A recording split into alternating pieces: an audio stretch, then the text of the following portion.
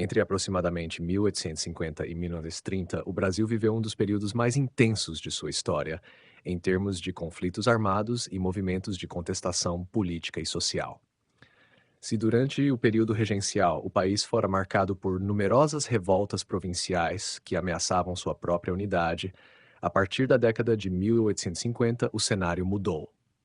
O Império consolidou sua autoridade sobre as províncias, mas novas tensões surgiram à medida que a escravidão entrava em crise, o exército ganhava importância política, a república substituía a monarquia e diferentes grupos sociais passavam a reivindicar maior participação no poder. O resultado foi uma sucessão de guerras internacionais, guerras civis regionais, levantes militares, movimentos populares, conflitos religiosos e disputas territoriais que moldaram profundamente a formação do Estado brasileiro. O primeiro grande conflito desse período foi a Guerra contra Oribe Rosas, 1851-1852. Embora parte das operações militares tenha ocorrido no atual território uruguaio e argentino, o conflito envolveu decisivamente o Império do Brasil. O governo imperial interveio para impedir que o governador argentino Juan Manuel de Rosas consolidasse uma hegemonia sobre a Bacia do Prata, considerada estratégica para a navegação e para a segurança da província do Rio Grande do Sul. A vitória da coalizão, formada pelo Brasil, pelo Uruguai e por províncias argentinas opositoras, fortaleceu a influência brasileira na região Platina e consolidou sua posição como principal potência militar da América do Sul na época. Poucos anos depois, teve início o maior conflito da história da América do Sul, a Guerra do Paraguai, Antziquatá, 1870. O conflito opôs o Paraguai, governado por Francisco Solano Lopes, à Tríplice Aliança formada por Brasil, Argentina e Uruguai. As campanhas militares estenderam-se por 6 anos e envolveram enormes contingentes de soldados. Embora a guerra tenha terminado com a derrota completa do Paraguai, ela teve consequências profundas para o Brasil. O exército adquiriu experiência, prestígio e consciência corporativa. Os gastos públicos aumentaram significativamente. Milhares de escravizados foram incorporados às forças militares em troca da promessa de liberdade, e muitos oficiais passaram a questionar o funcionamento das instituições imperiais. A guerra contribuiu indiretamente para o fortalecimento do movimento republicano e para o desgaste da monarquia. Na década seguinte, já nas últimas décadas do Império, não ocorreram grandes guerras internas comparáveis às revoltas regenciais. O país atravessou relativa estabilidade política, embora persistissem conflitos locais, disputas eleitorais violentas e tensões relacionadas à escravidão, ao movimento abolicionista e ao crescimento das ideias republicanas. Essas tensões culminariam na Proclamação da República, em 1889, realizada praticamente sem resistência armada significativa. A mudança de regime, entretanto, não inaugurou um período de tranquilidade. Ao contrário, a Primeira República foi marcada por sucessivas crises. Entre os primeiros conflitos, destacou-se a Primeira Revolta da Armada, 1891. Oficiais da Marinha opuseram-se ao presidente Marechal Deodoro da Fonseca, acusando-o de governar de forma autoritária após dissolver o Congresso Nacional. A pressão exercida pela esquadra foi decisiva para sua renúncia. Embora relativamente breve, o episódio velou a rivalidade crescente entre Marinha e Exército. Essa disputa ressurgiu poucos anos depois, na Segunda Revolta da Armada, 1893-1894. Desta vez, setores da Marinha rebelaram-se contra o governo de Floriano Peixoto, alegando que sua permanência na presidência era inconstitucional. Os navios insurgentes bombardearam áreas da cidade do Rio de Janeiro, então capital federal, e buscaram articular-se com outros movimentos oposicionistas. O governo conseguiu sufocar a revolta, consolidando o prestígio político do exército e enfraquecendo definitivamente a influência da Marinha na política nacional. Quase simultaneamente desenvolveu-se a Revolução Federalista, 1893-1895, concentrada sobretudo no Rio Grande do Sul, mas com reflexos em Santa Catarina e no Paraná. O conflito opôs os chamados Maragatos, defensores de maior autonomia estadual e adversários do governo de Júlio de Castilhos, aos Pica-Paus, apoiadores do governo estadual e, posteriormente, do presidente Floriano Peixoto. A guerra caracterizou-se por extrema violência, incluindo numerosas execuções sumárias, como a prática da degola. Além de representar uma disputa regional pelo poder, expressava divergências sobre o grau de centralização da recém-instalada República. Entre todos os conflitos da Primeira República, talvez nenhum tenha adquirido significado simbólico tão profundo quanto a Guerra de Canudos, 1896-1897. No sertão baiano, milhares de sertanejos reuniram-se em torno da liderança religiosa de Antônio Conselheiro. A comunidade de Canudos era formada principalmente por ex-escravizados, trabalhadores pobres, pequenos agricultores e retirantes da seca. O governo republicano passou a enxergar o arraial como ameaça política e suposto foco monarquista, embora as evidências históricas indiquem que suas motivações fossem predominantemente religiosas e sociais. Após 3 expedições fracassadas, o exército organizou uma quarta campanha, mobilizando milhares de soldados e artilharia pesada. A destruição completa de Canudos, seguida do massacre de praticamente toda a sua população, tornou-se um dos episódios mais dramáticos da história brasileira e foi imortalizada por Euclides da Cunha em Os Sertões. No início do século XX, surgiu a questão do Acre, 1899 e 1903, conflito de natureza territorial. A região, oficialmente pertencente à Bolívia, era ocupada majoritariamente por seringueiros brasileiros durante o auge do ciclo da borracha. Diversas revoltas ocorreram contra a administração boliviana, culminando na atuação de Plácido de Castro.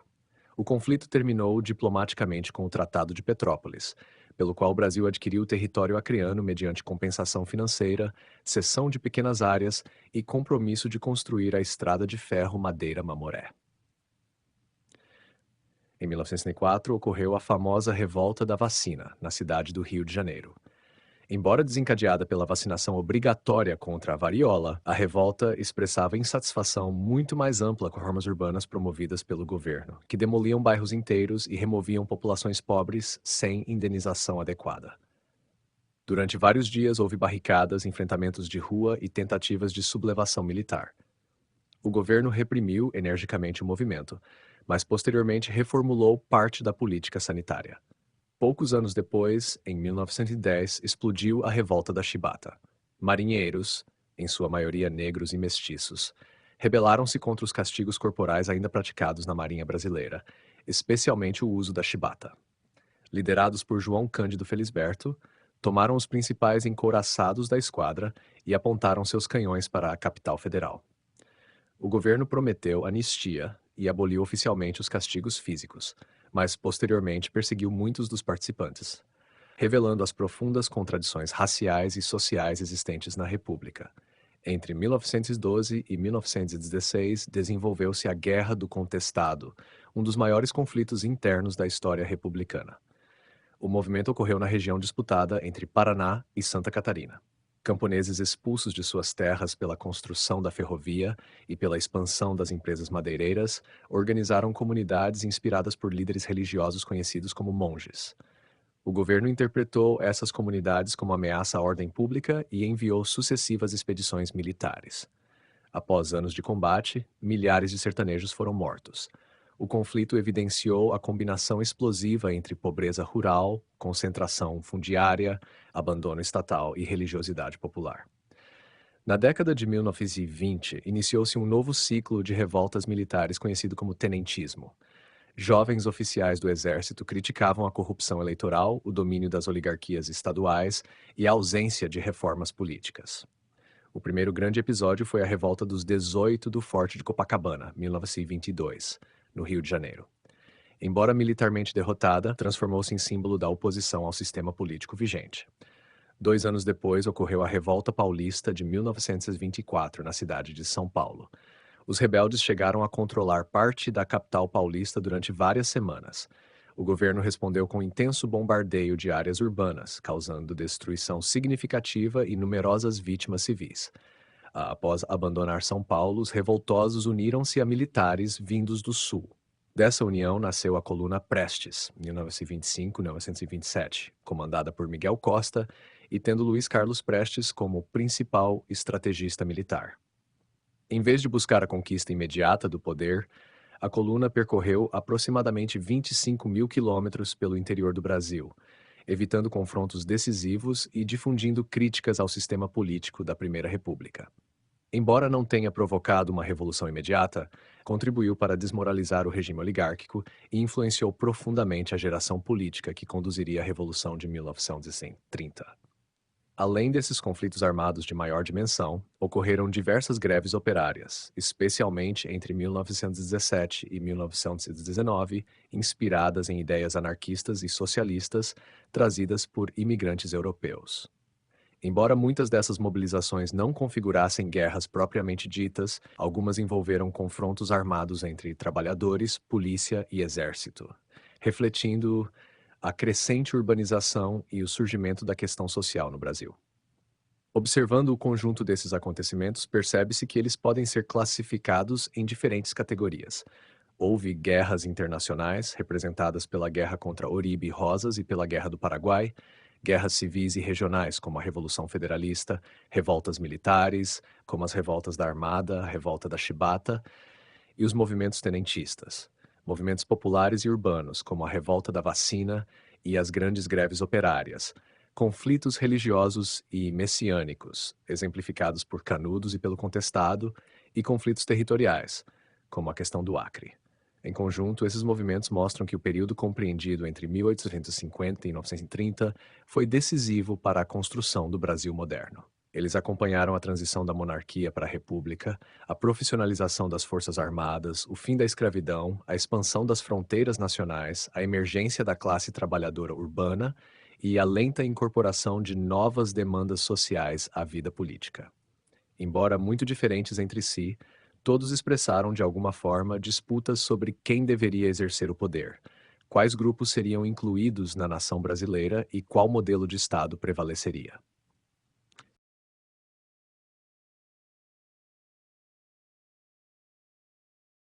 A Guerra do Paraguai, 1864, foi o maior conflito armado da história da América do Sul e um dos acontecimentos mais decisivos para a formação do Brasil contemporâneo.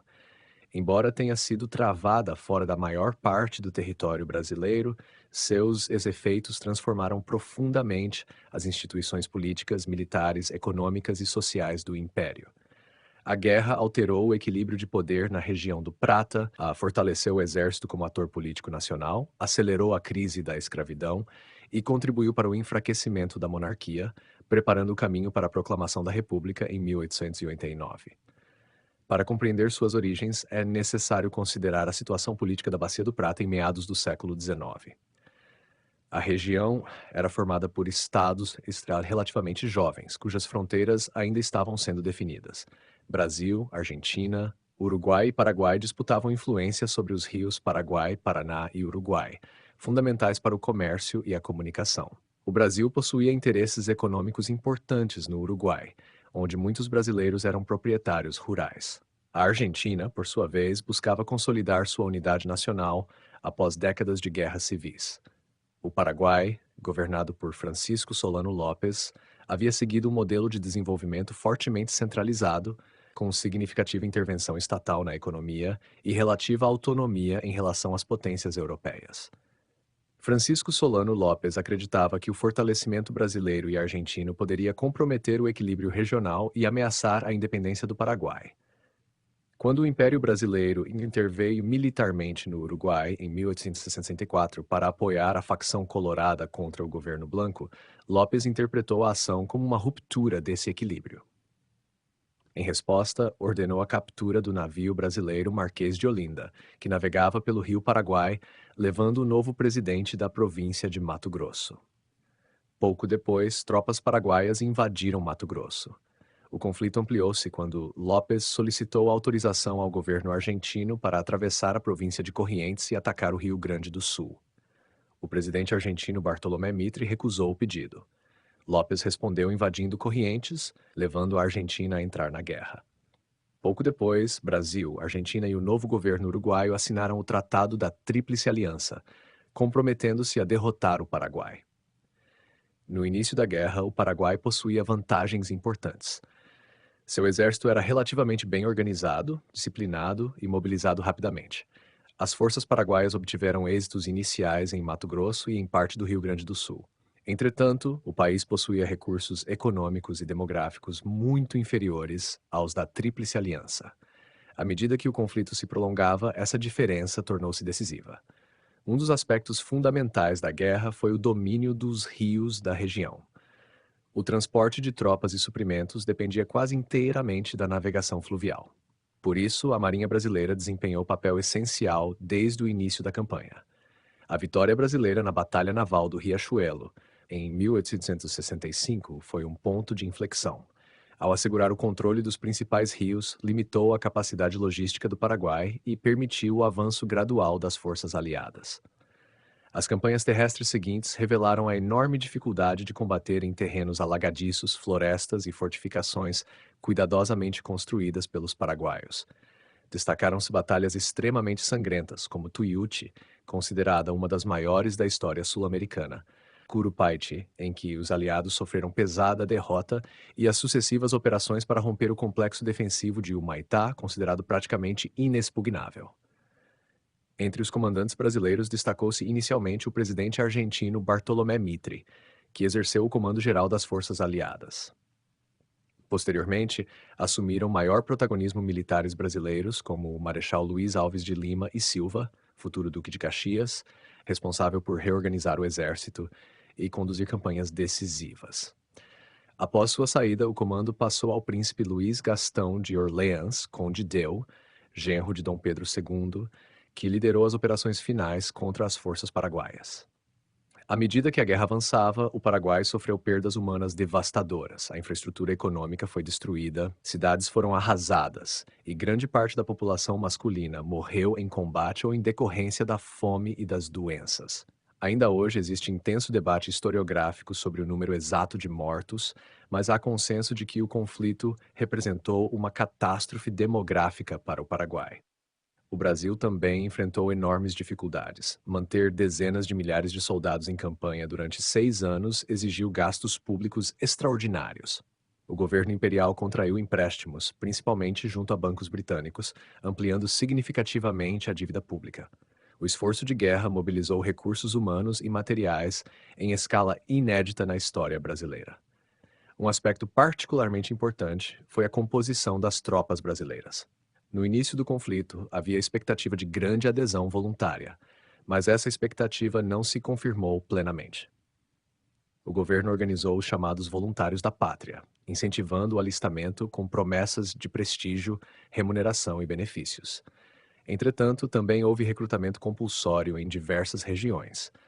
Além disso, milhares de escravizados foram incorporados ao exército. Muitos senhores permitiram ou foram obrigados a ceder escravos para o serviço militar, frequentemente em troca de indenização. Em muitos casos, esses homens recebiam promessa de alforria. A participação de negros escravizados e libertos revelou uma contradição cada vez mais evidente. Homens lutavam pela defesa do império, enquanto permaneciam privados da própria liberdade. Essa experiência fortaleceu o movimento abolicionista nas décadas seguintes. Outro resultado fundamental foi a transformação do próprio exército. Antes da guerra, tratava-se de uma instituição relativamente pequena e subordinada à elite política imperial. A campanha exigiu a criação de estruturas logísticas complexas, escolas de formação, sistemas de abastecimento e um comando mais profissional. Oficiais passaram anos em combate, adquirindo experiência e desenvolvendo forte identidade corporativa. Ao retornar ao Brasil, muitos desses oficiais acreditavam que o exército havia se tornado o principal responsável pela preservação da unidade nacional. Cresceu entre eles a percepção de que a classe política imperial não valorizava suficientemente sua atuação. Essa insatisfação aproximou parte dos militares das ideias republicanas e positivistas, especialmente aquelas inspiradas em Auguste Comte. Nas décadas seguintes, militares exerceriam um papel decisivo tanto na campanha republicana quanto na própria proclamação da República. A guerra também influenciou profundamente a crise do Império. Embora Dom Pedro II continuasse amplamente respeitado, a monarquia passou a enfrentar desafios simultâneos. A questão militar tornou-se um foco permanente de atrito entre oficiais e governo. A campanha abolicionista ganhou força após a guerra, culminando na Lei Áurea em 1888. Ao abolir a escravidão sem indenizar os proprietários, o governo perdeu parte do apoio da elite agrária. Paralelamente, setores republicanos ampliaram sua influência entre intelectuais, militares e grupos urbanos. Do ponto de vista internacional, a vitória consolidou o Brasil como principal potência militar da América do Sul durante várias décadas. O país ampliou sua influência diplomática na região Platina e obteve pequenas retificações de fronteira com o Paraguai. Entretanto, esse fortalecimento ocorreu ao custo de enormes sacrifícios financeiros e humanos. As campanhas militares da guerra costumam ser divididas em algumas grandes fases.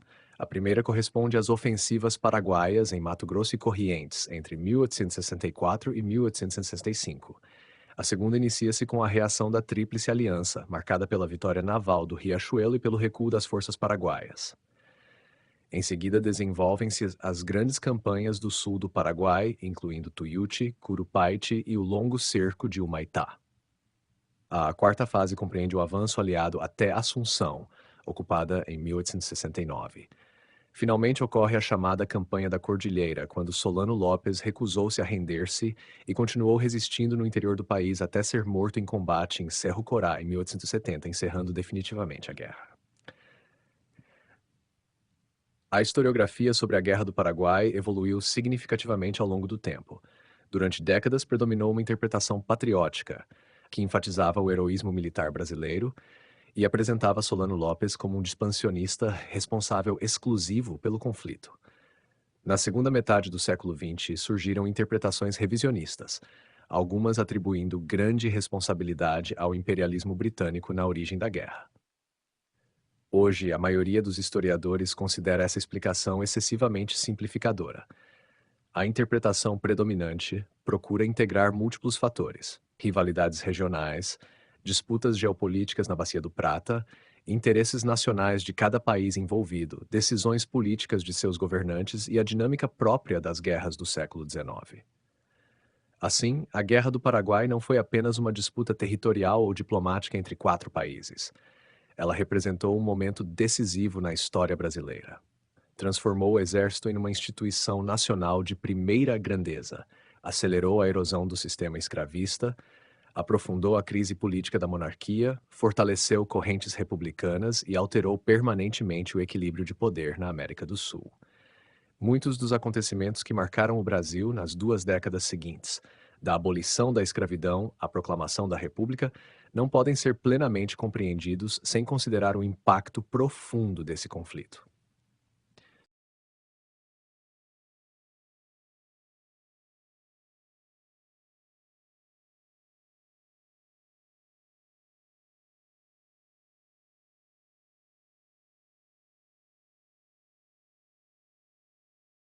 A Primeira República, compreendida entre 1889 e 1930, foi um período marcado por profundas contradições.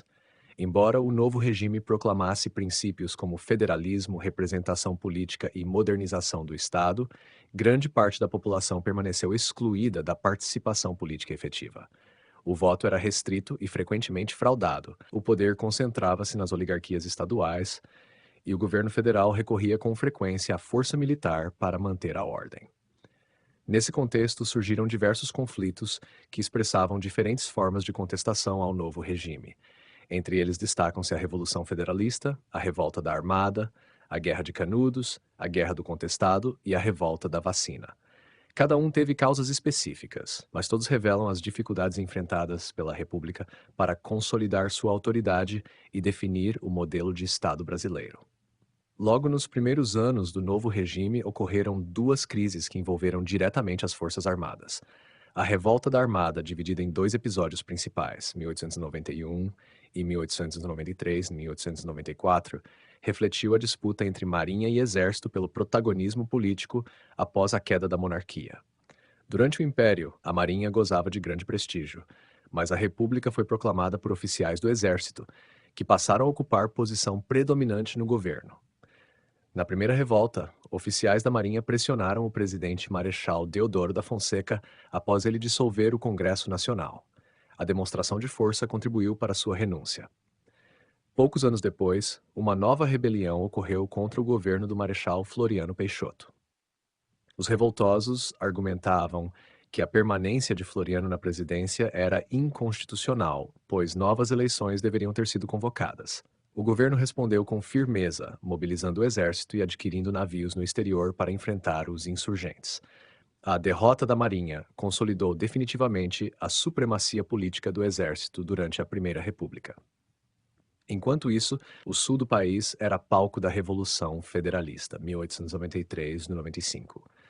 O conflito teve como principal cenário o Rio Grande do Sul, estendendo-se também a Santa Catarina e ao Paraná. A disputa opunha os partidários de Júlio de Castilhos, apoiados pelo governo federal, aos federalistas conhecidos como Maragatos. Em jogo estava a organização política da República. Os castilhistas defendiam um executivo estadual forte, inspirado em ideias positivistas, enquanto os federalistas desejavam maior autonomia local e criticavam a concentração de poder nas mãos do governador. A guerra adquiriu características de conflito civil extremamente violento. As execuções sumárias tornaram-se frequentes, especialmente por meio da degola de prisioneiros, prática que marcou profundamente a memória da região. Embora os federalistas tenham sido derrotados, a Revolução revelou que o federalismo republicano estava longe de ser consensual. Muitos estados desejavam maior autonomia, enquanto o governo central buscava preservar sua autoridade sobre o conjunto da federação. Se os conflitos militares expressavam disputas entre elites políticas, a Guerra de Canudos, 1896-1897, revelou o enorme abismo existente entre o Brasil oficial e o Brasil profundo. No sertão baiano, Antônio Conselheiro reuniu milhares de sertanejos pobres, ex-escravizados, pequenos agricultores e retirantes em torno de uma comunidade baseada na religiosidade popular, na ajuda mútua e na rejeição de algumas medidas da nova república, como o casamento civil e determinados impostos. As autoridades passaram a enxergar Canudos como um foco de restauração monárquica, embora a historiografia atual considere que essa ameaça foi amplamente exagerada. O governo enviou 4 expedições militares. As 3 primeiras foram derrotadas pelos sertanejos, que conheciam profundamente o terreno e estavam fortemente motivados. Somente a 4ª campanha, envolvendo milhares de soldados e pesada artilharia, conseguiu destruir completamente o arraial. Canudos demonstrou que a República tinha enorme dificuldade para compreender as realidades sociais do interior brasileiro. Em vez de interpretar o movimento como consequência da pobreza, da seca, da concentração fundiária e do abandono estatal, preferiu tratá-lo como uma ameaça política e militar. A destruição da comunidade tornou-se símbolo da violência empregada pelo Estado contra populações marginalizadas. Situação semelhante ocorreu alguns anos depois na Guerra do Contestado, 1912-1916, na fronteira entre Paraná e Santa Catarina. A região era disputada pelos 2 estados e sofreu profundas transformações com a construção da estrada de ferro São Paulo-Rio Grande e a concessão de vastas áreas de terra a empresas privadas, muitas delas estrangeiras. Milhares de trabalhadores que haviam participado da construção da ferrovia perderam seus empregos ao término das obras. Camponeses também foram expulsos de terras tradicionalmente ocupadas por suas famílias. Nesse ambiente de insegurança social, surgiram comunidades religiosas inspiradas por líderes conhecidos como monges. Assim como em Canudos, a religiosidade misturava-se a reivindicações sociais e a esperança de justiça para populações extremamente pobres. O governo interpretou essas comunidades como focos de rebelião e mobilizou sucessivas campanhas militares para destruí-las. O conflito prolongou-se por vários anos e exigiu o emprego de armamentos modernos, incluindo metralhadoras e aviões de reconhecimento, utilizados pela primeira vez em operações militares brasileiras. Ao final, milhares de sertanejos haviam sido mortos. A Guerra do Contestado evidenciou que a modernização econômica da Primeira República frequentemente ocorria às custas da exclusão social de trabalhadores rurais. Já a Revolta da Vacina, 1904, representou um tipo diferente de conflito. Ela ocorreu no Rio de Janeiro, então capital federal, durante o governo de Rodrigues Alves.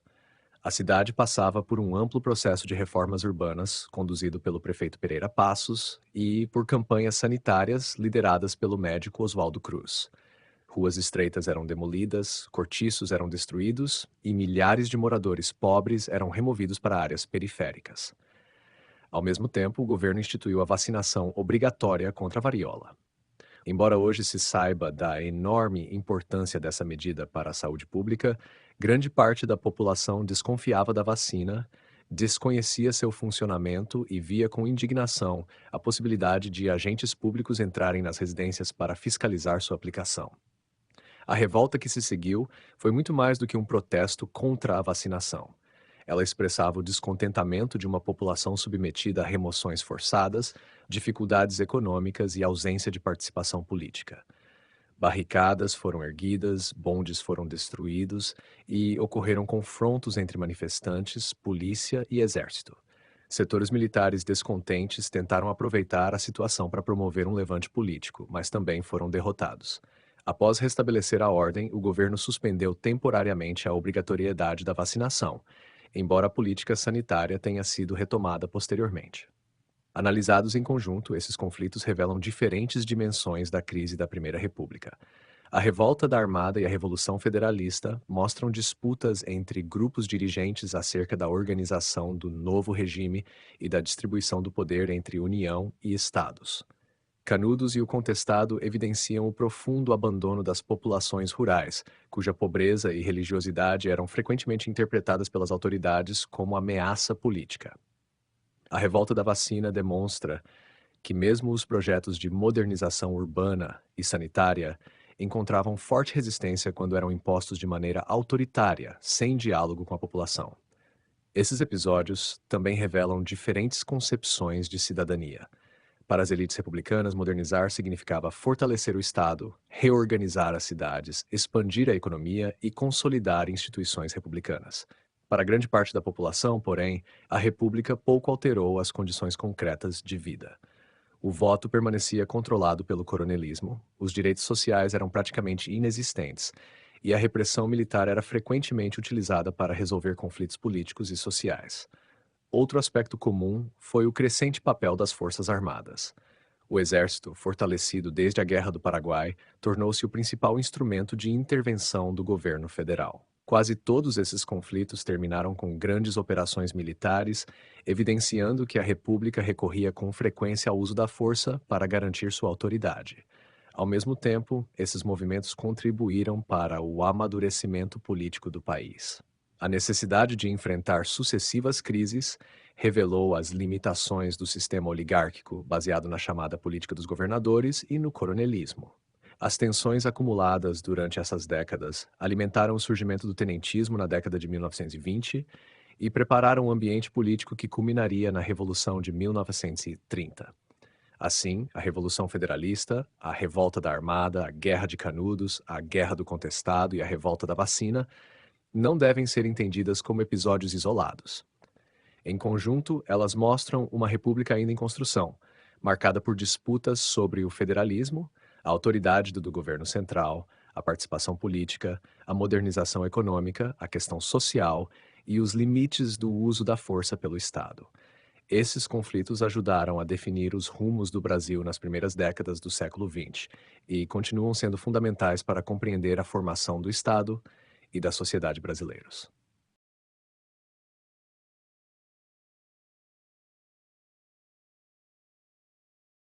Os movimentos religiosos e messiânicos constituem um dos fenômenos mais marcantes da história social brasileira entre o final do século XIX e o início do século XX.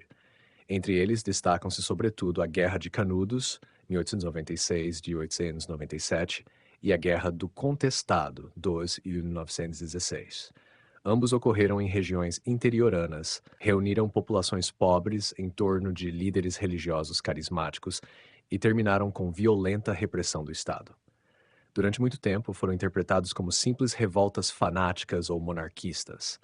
A historiografia contemporânea, entretanto, oferece uma visão muito mais complexa. Esses movimentos foram respostas coletivas à pobreza, à exclusão social, à concentração fundiária e à fragilidade da presença estatal em vastas regiões do país. A religião foi o elemento organizador dessas comunidades, mas suas causas eram igualmente sociais, econômicas e políticas. Para compreender esses movimentos, é preciso recordar que o Brasil do final do século XIX era predominantemente rural. A República havia sido proclamada em 1889, mas a maioria da população pouco participava da vida política. O voto era restrito, a alfabetização era baixa, os serviços públicos quase inexistiam no interior e a autoridade do Estado frequentemente se fazia sentir apenas por meio da cobrança de impostos ou da repressão policial. Em regiões marcadas por secas, pobreza extrema e isolamento geográfico, a religião assumia papel central na organização da vida cotidiana. O catolicismo brasileiro dessa época possuía características bastante distintas do modelo oficial da Igreja. Nas áreas rurais, predominava um catolicismo popular, profundamente influenciado por tradições locais, devoções a santos, romarias, penitências e pela atuação de pregadores leigos. Muitos desses líderes religiosos não eram padres ordenados, mas conquistavam enorme prestígio por sua reputação de santidade, capacidade de aconselhamento ou supostos milagres. Era nesse ambiente que surgiam figuras capazes de reunir milhares de seguidores. O caso mais conhecido é o de Antônio Conselheiro, líder de Canudos. Nascido no Ceará, percorreu durante anos diversas regiões do Nordeste como pregador itinerante.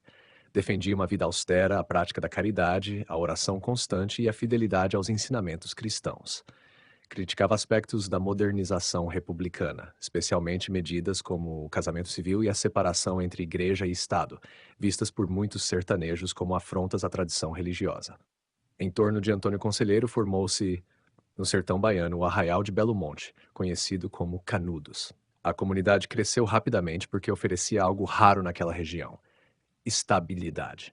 Ex-escravizados, pequenos agricultores, vaqueiros, retirantes das secas, indígenas, trabalhadores sem terra e pessoas perseguidas por coronéis encontravam ali alimento, trabalho coletivo e proteção. A economia de Canudos baseava-se principalmente na agricultura, na criação de animais e no trabalho comunitário. Não se tratava de uma sociedade igualitária em sentido moderno, mas havia forte espírito de solidariedade entre seus habitantes.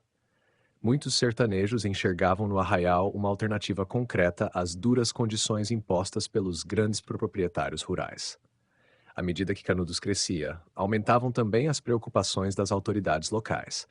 Coronéis perdiam trabalhadores para a comunidade, comerciantes reclamavam da redução dos negócios, políticos regionais receavam o fortalecimento de um agrupamento autônomo que escapava ao controle estatal. Além disso, espalharam-se rumores de que Antônio Conselheiro desejava restaurar a monarquia. Hoje, a maior parte dos historiadores considera que essa acusação foi amplificada pelas autoridades republicanas. Conselheiro de fato manifestava simpatia pela ordem imperial em alguns aspectos religiosos, mas não existem evidências de que estivesse organizando uma conspiração política para derrubar a República. Sua principal preocupação era religiosa e moral. Mesmo assim, o governo interpretou Canudos como uma ameaça à ordem nacional. As primeiras expedições militares enviadas para destruir o arraial fracassaram, o que aumentou ainda mais a preocupação das autoridades. A derrota de tropas regulares diante de sertanejos mal armados foi vista como humilhação para o recém-criado regime republicano. Em 1897, foi organizada uma quarta expedição, muito maior que as anteriores. Milhares de soldados, apoiados por artilharia pesada, cercaram Canudos durante semanas. Após intensos combates, a comunidade foi completamente destruída. Antônio Conselheiro já havia morrido de doença pouco antes da queda definitiva do arraial. Os sobreviventes foram, em grande parte, executados.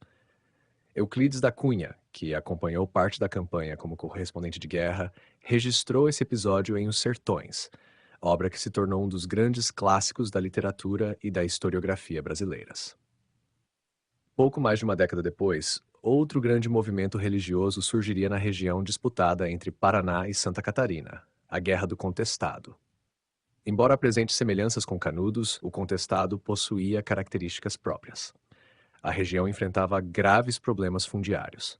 A construção da estrada de ferro São Paulo-Rio Grande empregou milhares de trabalhadores temporários. Concluídas as obras, muitos perderam seus empregos.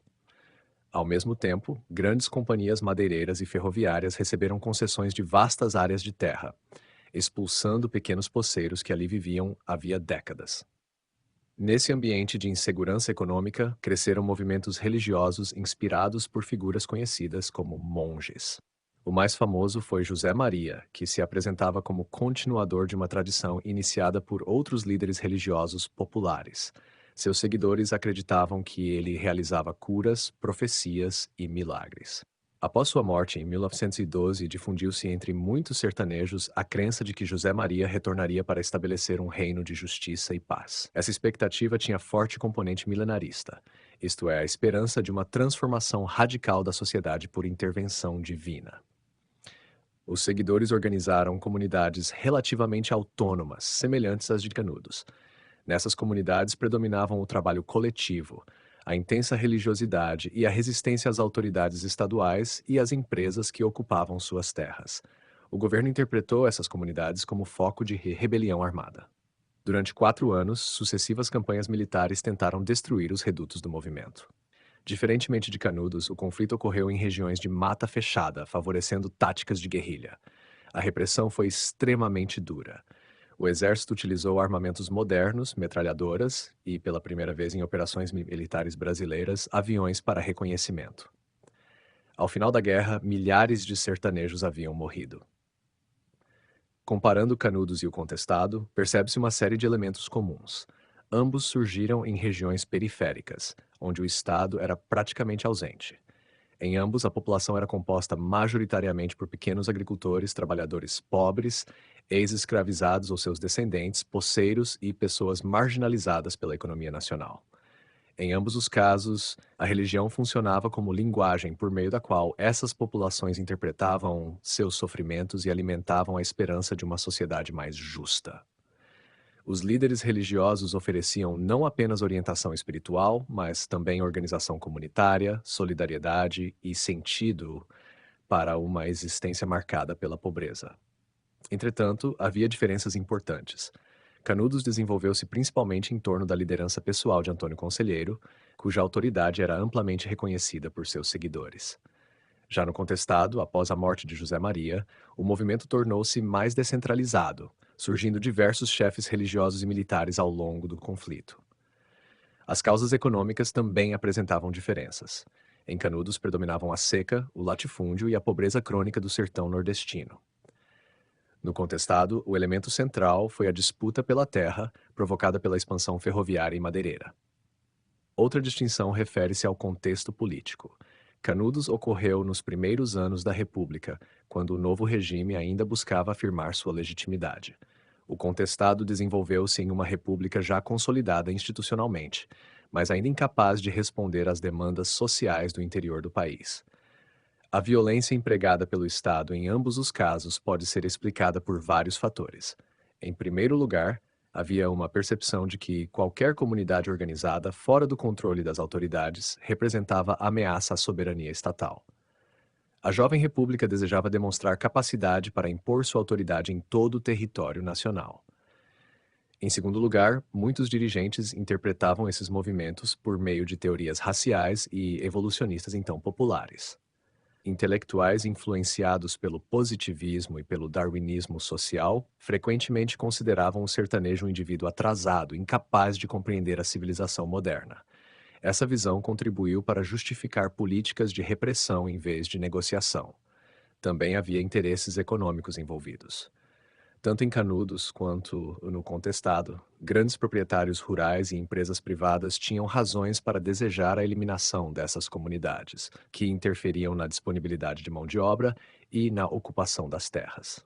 Outro fator importante foi o orgulho institucional do exército. Em Canudos, sobretudo, as derrotas das primeiras expedições criaram enorme pressão para uma vitória militar decisiva. A destruição completa do arraial foi vista como demonstração da força do novo regime republicano. Nas décadas seguintes, a interpretação desses movimentos sofreu profunda transformação. Durante muito tempo, predominou a visão oficial segundo a qual seus participantes eram fanáticos religiosos manipulados por líderes carismáticos. A partir da segunda metade do século XX, historiadores, sociólogos e antropólogos passaram a enfatizar suas dimensões sociais. Hoje, Canudos e o Contestado são compreendidos como movimentos complexos, nos quais religião, economia, política e cultura estavam profundamente entrelaçadas. A religiosidade popular não aparece mais como simples manifestação de fanatismo, mas como forma de organização coletiva e de resistência diante da exclusão social. Esses conflitos também contribuíram para redefinir a identidade nacional. Obras como Os Sertões, de Euclides da Cunha, transformaram Canudos em símbolo das profundas desigualdades existentes entre o litoral urbano e o interior rural do Brasil. O Contestado, por sua vez, tornou-se referência fundamental para os estudos sobre conflitos agrários e movimentos camponeses. Assim, os movimentos messiânicos brasileiros do final do século XIX e início do século XX revelam muito mais do que episódios de religiosidade popular. Eles expõem as dificuldades enfrentadas pelo Estado brasileiro em integrar vastas parcelas de sua população, demonstram como a fé podia tornar-se instrumento de organização social e evidenciam que a modernização da República ocorreu frequentemente por meio da repressão violenta daqueles que viviam à margem do poder político e econômico. Canudos e o Contestado permanecem, por isso, como dois dos episódios mais significativos da história social e política do Brasil.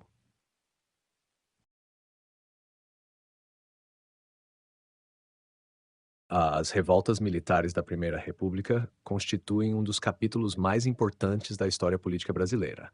Elas revelam a crescente insatisfação de diferentes setores das Forças Armadas com o funcionamento do regime instaurado em 1889 e demonstram como os militares passaram gradualmente de sustentáculos da República a críticos de seu sistema político.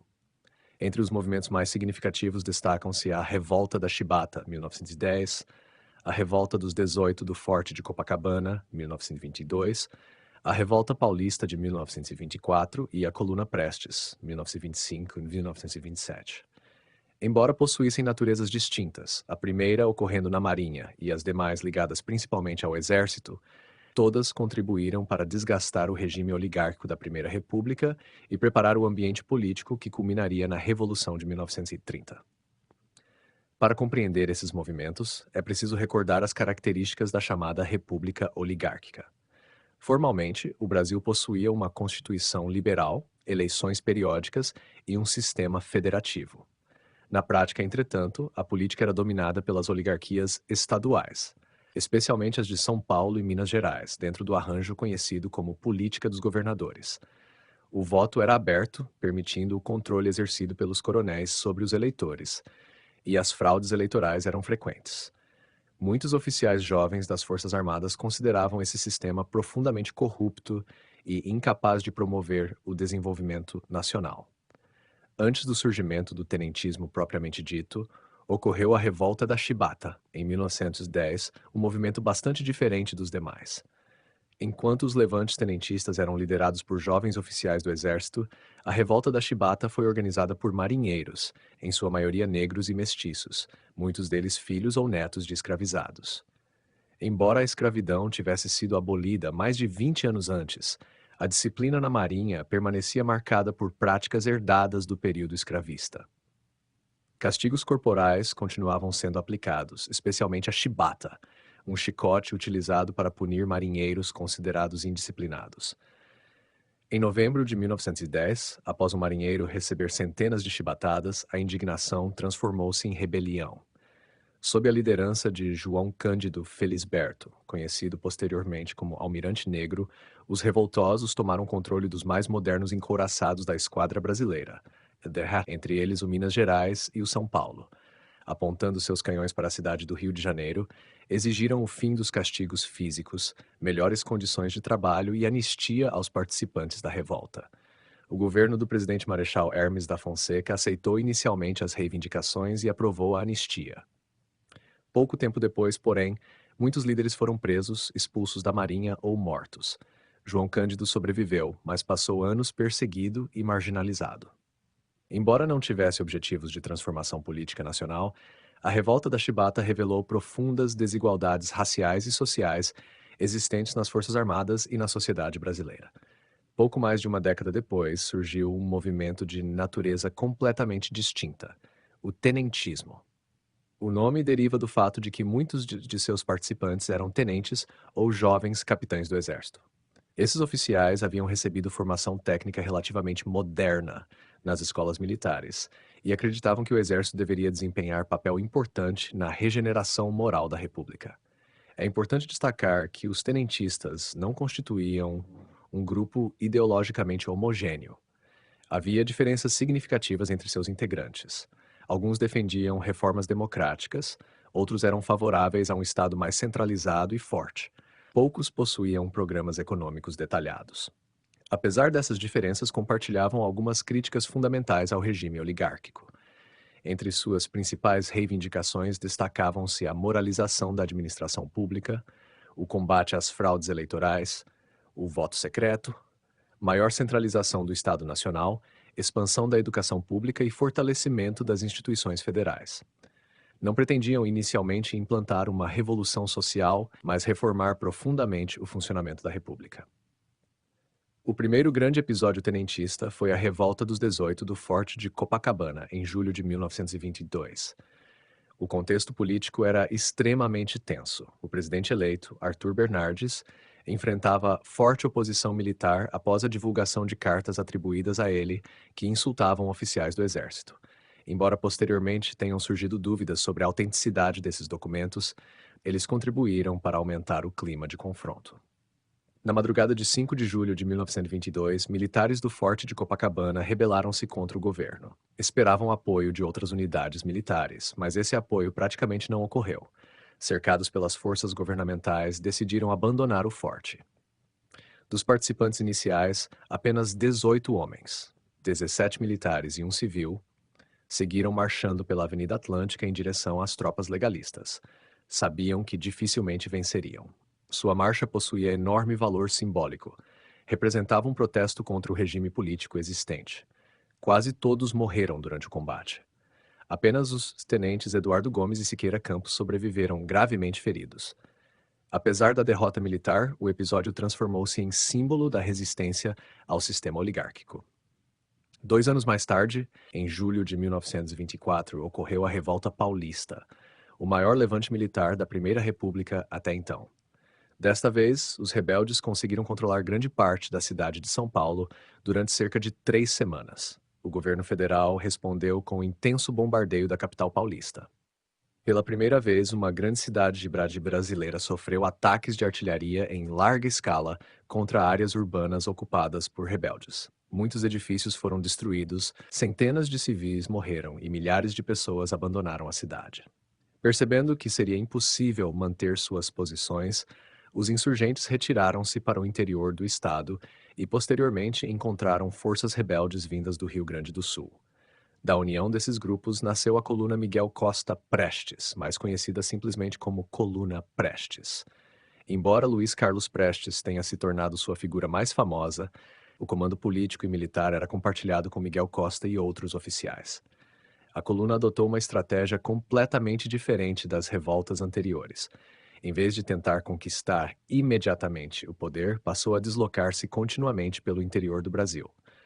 Durante aproximadamente 2 anos, percorreu cerca de 25 mil quilômetros, através de 13 estados brasileiros. Seu objetivo era evitar confrontos decisivos, preservar suas forças e demonstrar a incapacidade do governo de destruir um grupo relativamente pequeno de combatentes. Ao mesmo tempo, buscava divulgar suas críticas ao regime e estimular novas adesões. As marchas da coluna revelaram uma realidade pouco conhecida pelas elites urbanas.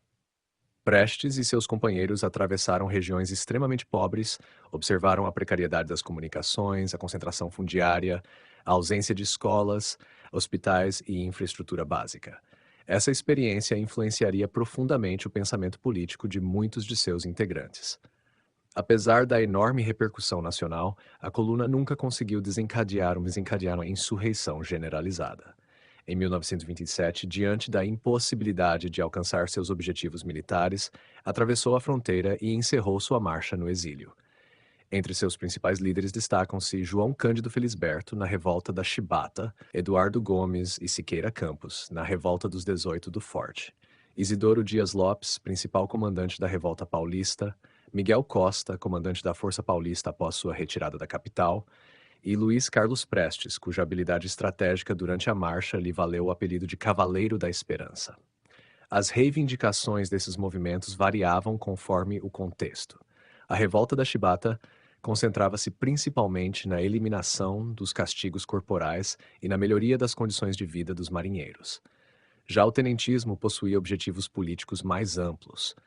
Entre as propostas frequentemente defendidas pelos tenentistas estavam a implantação do voto secreto, a moralização eleitoral, a independência do poder judiciário, A ampliação da educação pública, maior eficiência administrativa e fortalecimento da autoridade do governo federal diante das oligarquias estaduais. Curiosamente, muitas dessas reformas seriam efetivamente implementadas após 1930.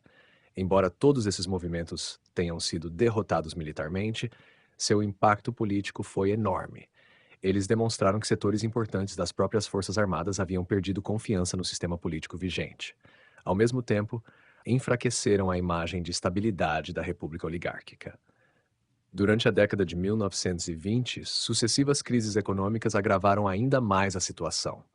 A queda dos preços internacionais do café reduziu receitas estaduais, enquanto disputas entre as oligarquias de São Paulo e Minas Gerais romperam o equilíbrio político tradicional. Quando o presidente Washington Luiz decidiu apoiar a candidatura de Júlio Prestes, rompendo a alternância informal entre paulistas e mineiros, Minas Gerais aliou-se ao Rio Grande do Sul e à Paraíba, formando a Aliança Liberal, que lançou Getúlio Vargas como candidato à presidência. Após a vitória oficial de Júlio Prestes nas eleições de 1930, a oposição denunciou fraudes eleitorais. O assassinato de João Pessoa, candidato a vice-presidente de Vargas, embora motivado por questões locais, aumentou ainda mais a tensão política. Nesse contexto, muitos antigos tenentistas aderiram ao movimento revolucionário de 1930. Sua experiência militar foi decisiva para o sucesso da revolução que depôs Washington Luiz, impediu a posse de Júlio Prestes e levou Getúlio Vargas ao poder. É importante observar, contudo, que a Revolução de 1930 não foi simplesmente uma continuação do tenentismo. Vargas representava uma ampla coalizão política que incluía oligarquias dissidentes, setores urbanos, empresários e militares. Entretanto, a participação dos antigos tenentes forneceu ao novo governo quadros administrativos e apoio militar fundamentais. Ao longo da era Vargas, diversos líderes tenentistas ocuparam cargos importantes na administração pública. Alguns aproximaram-se do governo, enquanto outros seguiram caminhos distintos. Luiz Carlos Prestes, por exemplo, aderiu ao comunismo e tornou-se um dos principais dirigentes do Partido Comunista Brasileiro, enquanto Eduardo Gomes seguiria a carreira política e seria candidato à presidência da República em 2 ocasiões. Assim, a Revolta da Chibata, a Revolta dos 18 do Forte de Copacabana, a Revolta Paulista de 1924 e a Coluna Prestes representam etapas sucessivas de um mesmo processo histórico: o desgaste da República Oligárquica e a crescente intervenção das Forças Armadas na política nacional. Cada movimento teve características próprias, mas todos contribuíram para enfraquecer a legitimidade do regime instaurado em 1889 e prepararam as condições políticas que permitiram a ascensão de Getúlio Vargas e a profunda reorganização do Estado brasileiro iniciada em 1930.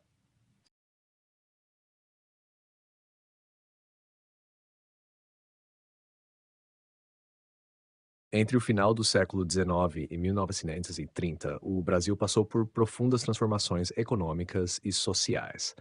A expansão da economia cafeeira, o crescimento das cidades, o início da industrialização e a chegada de milhões de imigrantes europeus alteraram significativamente a estrutura da sociedade brasileira. Ao mesmo tempo, surgiu uma nova classe trabalhadora urbana, formada por operários das fábricas, ferroviários, portuários, gráficos, têxteis, sapateiros, metalúrgicos e trabalhadores da construção civil. Esses grupos enfrentavam longas jornadas de trabalho, baixos salários, ausência de direitos trabalhistas e condições frequentemente insalubres. Nesse contexto, desenvolveram-se diversos movimentos operários, greves e formas de mobilização popular que marcaram profundamente a história da Primeira República e prepararam o terreno para as transformações sociais da Era Vargas. A abolição da escravidão, em 1888, e a proclamação da República, em 1889, não alteraram imediatamente as condições de vida da maior parte da população trabalhadora. O país continuava predominantemente agrário, mas algumas cidades experimentavam um acelerado crescimento industrial. São Paulo tornou-se o principal centro manufatureiro do país, graças à riqueza produzida pelo café, aos investimentos em infraestrutura e à chegada de numerosos imigrantes. Entre aproximadamente 1880 e a Primeira Guerra Mundial, desembarcaram no Brasil milhões de italianos, portugueses, espanhóis, alemães, japoneses e imigrantes provenientes de outras regiões da Europa e da Ásia. Muitos trabalharam inicialmente nas fazendas de café, mas uma parcela significativa acabou migrando para os centros urbanos, tornando-se mão de obra das novas indústrias. Esses trabalhadores trouxeram consigo não apenas conhecimentos técnicos, mas também experiências políticas adquiridas na Europa. Muitos haviam tido contato com movimentos sindicais, partidos socialistas e organizações anarquistas. Consequentemente, as primeiras organizações operárias brasileiras foram fortemente influenciadas por correntes ideológicas europeias. Entre essas correntes, a mais importante nas primeiras décadas do século XX foi o anarquismo. Inspirados em pensadores como Mikhail Bakunin e Piotr Kropotkin, os anarquistas defendiam uma sociedade baseada na cooperação voluntária, sem Estado nem exploração econômica. Consideravam que os próprios trabalhadores deveriam organizar sindicatos independentes, capazes de promover melhorias imediatas e, eventualmente, transformar profundamente a sociedade. Os anarquistas desconfiavam da política partidária e da participação eleitoral. Em vez disso, valorizavam a organização direta dos trabalhadores, as associações de auxílio mútuo, os sindicatos e a chamada ação direta, isto é, greves, manifestações e boicotes conduzidos pelos próprios operários. Ao lado do anarquismo, também existiam grupos socialistas, embora em número bem menor durante esse período. O socialismo brasileiro ainda era pouco organizado antes da Revolução Russa de 1917. Somente nos anos 1920, especialmente após a fundação do Partido Comunista Brasileiro em 1922, as ideias marxistas passaram a ganhar maior espaço entre parte do movimento operário. As condições de trabalho eram extremamente duras. Jornadas de 10, 12 ou até 14 horas diárias eram comuns. Não havia férias remuneradas, descanso semanal obrigatório, salário mínimo, licença por doença ou aposentadoria organizada pelo Estado. Mulheres e crianças trabalhavam em grande número, frequentemente recebendo salários muito inferiores aos dos homens. Os acidentes de trabalho eram frequentes. As fábricas possuíam poucas medidas de segurança e praticamente inexistia legislação protetiva. Quando um trabalhador adoecia ou sofria um acidente grave, normalmente era simplesmente substituído. Foi nesse ambiente que surgiram as primeiras associações operárias. Inicialmente, elas funcionavam como sociedades de auxílio mútuo, oferecendo assistência médica, auxílio financeiro e apoio às famílias dos trabalhadores. Gradualmente, transformaram-se em sindicatos mais voltados para reivindicações econômicas e políticas. Durante as primeiras décadas da República ocorreram diversas greves locais envolvendo categorias específicas. Gráficos, ferroviários, sapateiros, portuários e têxteis organizaram paralisações em diferentes cidades brasileiras. Essas mobilizações buscavam principalmente redução da jornada de trabalho, aumentos salariais, melhores condições de segurança e reconhecimento das organizações sindicais. Entretanto, o episódio mais importante desse período foi a Greve Geral de 1917. O contexto internacional contribuiu decisivamente para sua eclosão. A Primeira Guerra Mundial provocou aumento dos preços dos alimentos, escassez de produtos importados e forte inflação. Enquanto o custo de vida crescia rapidamente, os salários permaneciam praticamente estagnados. Em São Paulo, principal centro industrial do país, a tensão aumentou ao longo do primeiro semestre de 1917. O estopim ocorreu quando o jovem operário espanhol José Martínez foi morto durante confronto entre trabalhadores e forças policiais. Seu funeral transformou-se em grande manifestação popular. Poucos dias depois, milhares de trabalhadores aderiram à greve.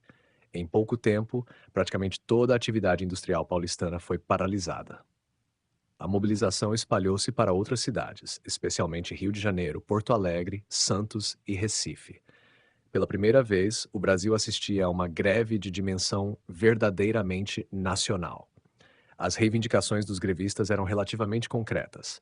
Exigiam aumento salarial para compensar a inflação, redução da jornada de trabalho, melhores condições nas fábricas, libertação de trabalhadores presos durante manifestações, reconhecimento das associações operárias e combate aos abusos cometidos por patrões e autoridades policiais. Embora não tenham conseguido todas as reivindicações, os trabalhadores obtiveram algumas vitórias parciais. Em diversas empresas ocorreram aumentos salariais e melhorias nas condições de trabalho. Mais importante ainda, a greve demonstrou a capacidade de organização da classe operária brasileira. Nos anos seguintes ocorreram novas ondas de mobilização. Entre 1918 e 1919, verificaram-se diversas paralisações e tentativas de ampliar a organização sindical. Em 1918, alguns grupos anarquistas chegaram a planejar uma insurreição inspirada pelos acontecimentos da Revolução Russa. A tentativa foi rapidamente desarticulada pelas autoridades antes de adquirir maiores proporções. Em 1919, novas greves voltaram a ocorrer em várias cidades brasileiras. Muitas delas tinham como principal objetivo a implantação da jornada de 8 horas, reivindicação que já ganhava força em diversos países industrializados. Esses movimentos preocupavam profundamente as elites políticas da Primeira República. O governo interpretava frequentemente qualquer mobilização operária como ameaça revolucionária. A resposta mais comum consistia na repressão policial. A polícia invadia sedes sindicais, fechava jornais operários, prendia dirigentes e reprimia violentamente manifestações. Muitos líderes sindicais estrangeiros foram expulsos do país com base na chamada Lei Adolfo Gordo, aprovada em 1917 e posteriormente ampliada, que permitia deportar estrangeiros considerados perigosos para a ordem pública. Essa política repressiva atingia principalmente os militantes anarquistas, muitos dos quais eram italianos, espanhóis ou portugueses. Ao mesmo tempo, os governos da Primeira República praticamente recusavam qualquer intervenção mais ampla nas relações entre capital e trabalho. Predominava a ideia liberal de que salários, jornadas e condições de trabalho deveriam ser definidos livremente entre patrões e empregados. Essa postura começou a ser questionada durante a década de 1920. O crescimento industrial tornava cada vez mais evidente a necessidade de alguma regulamentação estatal. Outro fator importante foi a fundação, em 1922, do Partido Comunista Brasileiro, PCB. Embora inicialmente pequeno e frequentemente colocado na ilegalidade, o partido introduziu novas formas de organização política entre os trabalhadores, inspiradas no marxismo e na experiência soviética.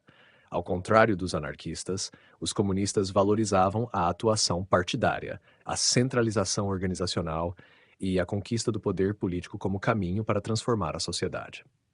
Durante a década de 1920, coexistiram, portanto, diferentes correntes dentro do movimento operário brasileiro. Anarquistas, sindicalistas revolucionários, socialistas e comunistas disputavam influência sobre os sindicatos e as organizações de trabalhadores. É importante observar que esses movimentos não envolveram apenas operários industriais. Ferroviários, portuários, funcionários públicos, trabalhadores do comércio, empregados dos serviços urbanos e diversas outras categorias também participaram de greves e manifestações. Além das reivindicações econômicas, esses movimentos levantavam questões relacionadas à educação popular, à liberdade de imprensa, ao direito de associação e à participação política. Muitos sindicatos organizavam bibliotecas, escolas noturnas, cursos de alfabetização, conferências e atividades culturais, entendendo que a formação intelectual era parte fundamental da emancipação dos trabalhadores. Embora a maioria dessas mobilizações tenha sido derrotada ou parcialmente reprimida, seus efeitos foram profundos. Elas demonstraram que o crescimento industrial criava novos atores sociais que já não podiam ser ignorados pelo Estado. Quando Getúlio Vargas chegou ao poder em 1930, encontrou uma sociedade muito diferente daquela existente no início da República. A classe operária urbana havia se tornado numerosa, organizada e politicamente ativa. Ao longo da década seguinte, o novo governo incorporaria muitas das reivindicações levantadas anteriormente pelos movimentos operários, ainda que dentro de um modelo bastante distinto. Foram criados o Ministério do Trabalho, mecanismos de mediação entre capital e trabalho, regulamentações sobre jornada, férias, sindicalização e proteção social. Essas políticas culminariam em 1943 na Consolidação das Leis do Trabalho, CLT. É importante notar, contudo, que Vargas não simplesmente atendeu às reivindicações dos antigos sindicatos anarquistas. Ao mesmo tempo em que ampliou os direitos trabalhistas, fortaleceu o controle estatal sobre os sindicatos, criando um modelo corporativista bastante diferente da autonomia sindical defendida pelos anarquistas.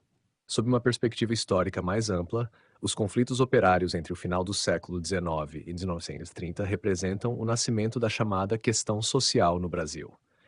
Eles revelam a passagem de uma sociedade predominantemente agrária para outra progressivamente urbana e industrial. Também mostram como trabalhadores brasileiros começaram a organizar-se coletivamente para reivindicar melhores condições de vida, inspirando-se em experiências internacionais, mas adaptando-as às condições específicas do país. Assim, as greves gerais, os movimentos anarquistas, os primeiros sindicatos e a atuação dos socialistas e comunistas não foram episódios isolados da história urbana brasileira. Eles constituíram a primeira grande experiência de mobilização organizada da classe trabalhadora nacional e influenciaram profundamente a legislação trabalhista, a atuação do Estado, a formação dos sindicatos e a própria concepção de cidadania social que marcaria o Brasil ao longo do século XX.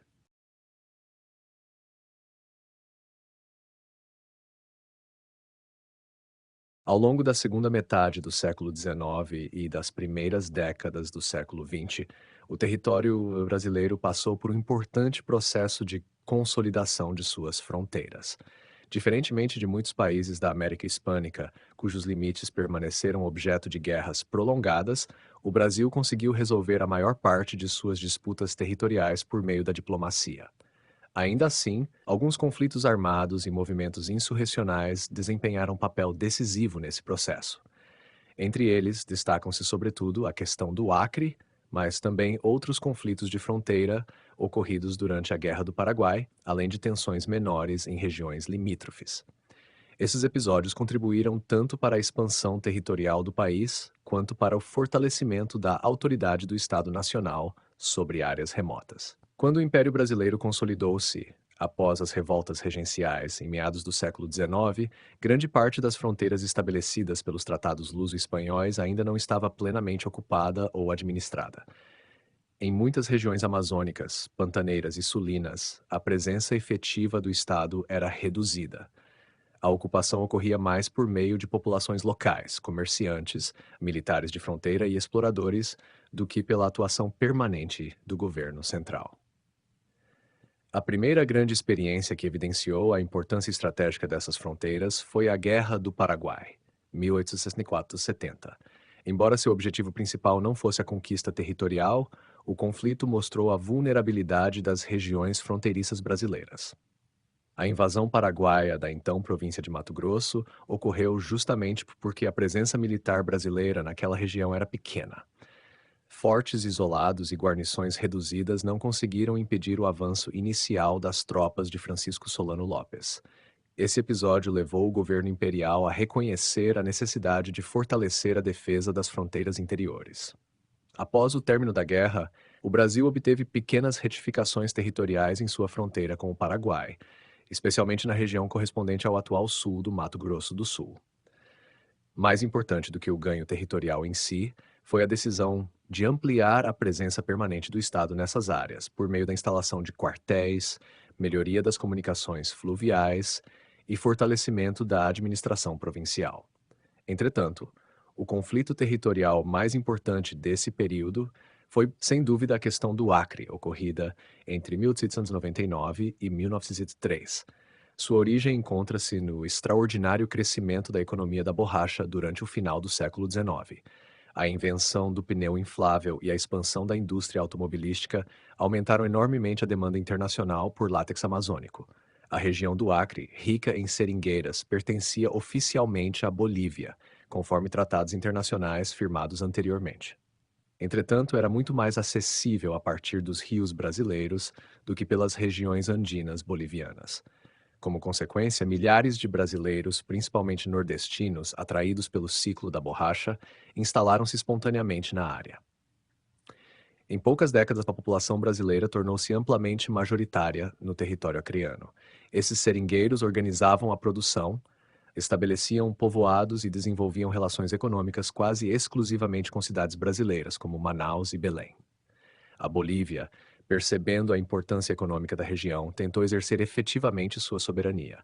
Instalou autoridades administrativas e buscou organizar a cobrança de impostos sobre a produção de borracha. Os seringueiros brasileiros reagiram imediatamente. A primeira fase da questão do Acre caracterizou-se por diversas rebeliões locais. Algumas chegaram a proclamar governos independentes, embora tivessem existência bastante efêmera. O episódio mais curioso foi a chamada Primeira República do Acre, proclamada pelo aventureiro espanhol Luís Galvez Rodrigues de Arias em 1899. Embora essa tentativa tenha durado poucos meses e não tenha recebido apoio oficial do governo brasileiro, ela demonstrava a insatisfação dos habitantes da região com o controle boliviano. A situação tornou-se mais séria quando a Bolívia assinou um contrato com um consórcio internacional, conhecido como Bolivian Syndicate, composto principalmente por investidores norte-americanos e britânicos. O acordo concedia amplos direitos administrativos e econômicos sobre o território acreano. No Brasil, essa iniciativa provocou grande preocupação.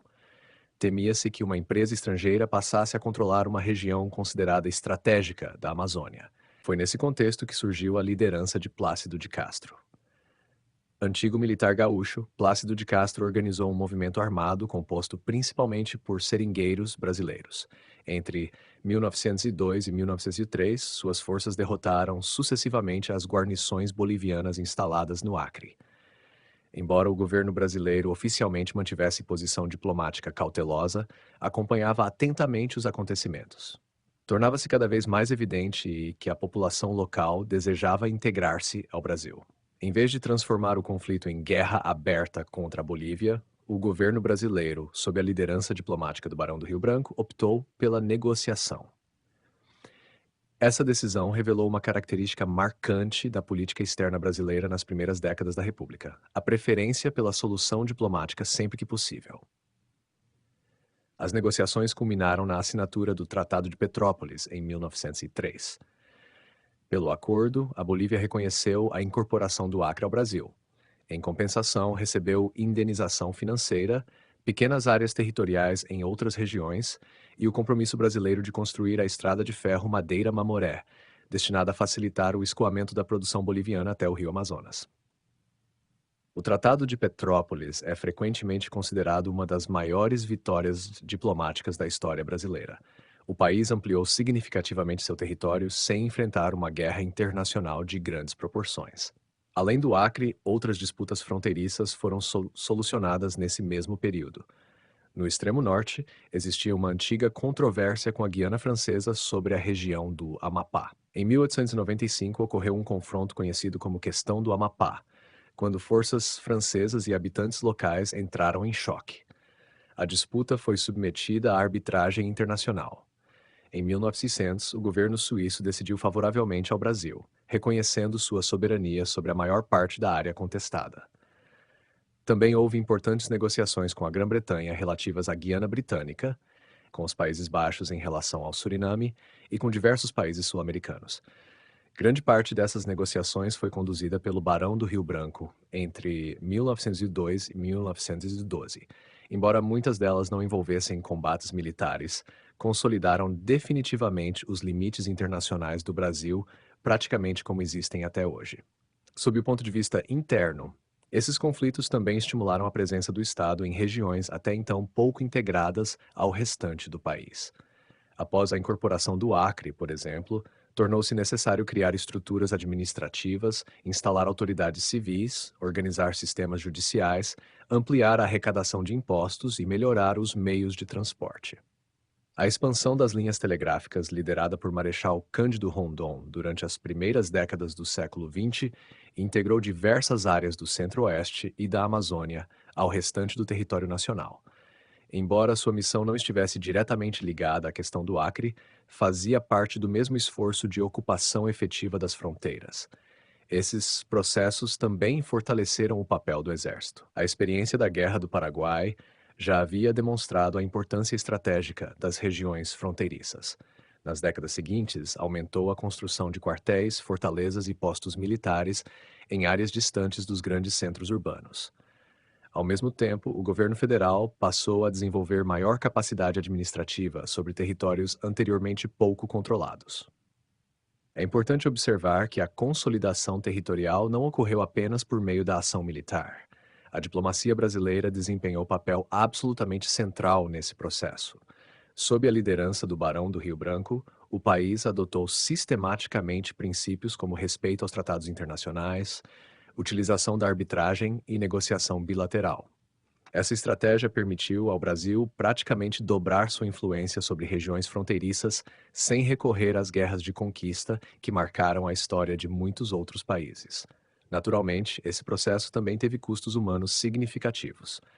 A expansão da ocupação estatal frequentemente afetou povos indígenas que habitavam essas regiões muito antes da chegada dos seringueiros, militares e colonizadores. Em diversas áreas amazônicas, comunidades indígenas sofreram deslocamentos, epidemias e perda de seus territórios tradicionais. Esses aspectos passaram a receber maior atenção da historiografia recente, que procura compreender a formação das fronteiras brasileiras, também sob a perspectiva das populações indígenas e tradicionais. Considerando o conjunto desses acontecimentos, percebe-se que a questão do Acre representa o mais importante de conflito territorial entre 1850 e 1930.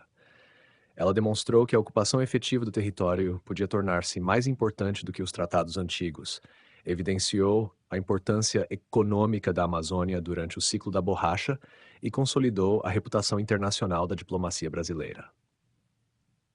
Em conjunto com a reorganização das fronteiras após a Guerra do Paraguai, a arbitragem favorável na questão do Amapá e as negociações conduzidas pelo Barão do Rio Branco com os países vizinhos, esses episódios completaram praticamente a configuração territorial do Brasil moderno.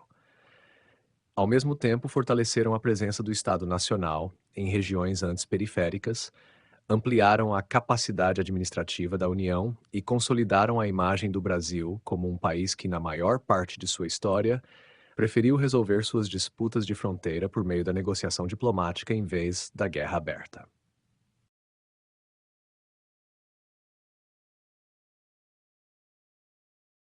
A comparação entre os conflitos ocorridos durante o Segundo Reinado, 1840-89, e aqueles da Primeira República, 1889-1930, permite compreender uma profunda transformação da sociedade e do Estado brasileiros. Embora ambos os períodos tenham sido marcados por guerras, revoltas e movimentos armados, a natureza desses conflitos mudou significativamente.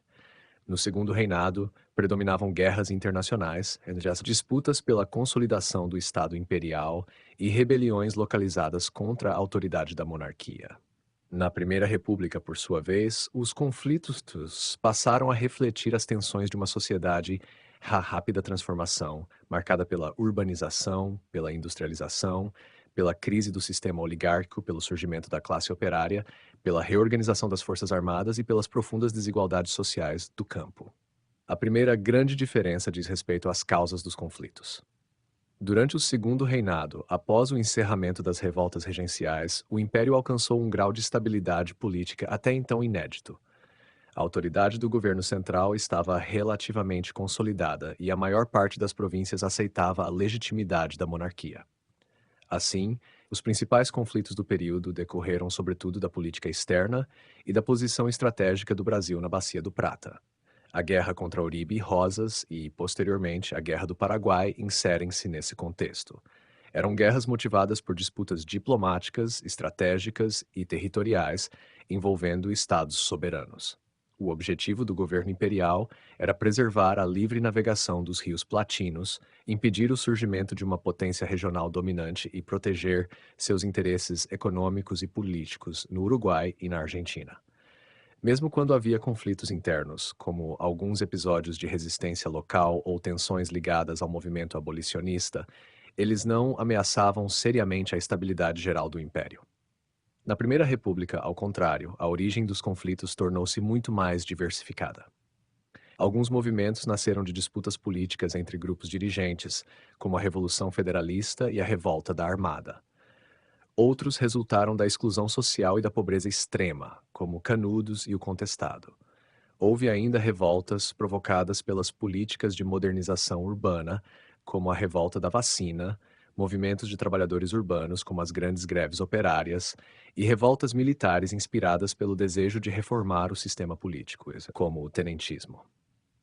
Enquanto no Segundo Reinado predominavam conflitos entre estados ou entre o governo central e pequenos focos de resistência, na Primeira República multiplicaram-se conflitos originados dentro da própria sociedade brasileira. A segunda diferença importante refere-se aos grupos participantes. Durante o Segundo Reinado, os principais protagonistas eram os exércitos nacionais.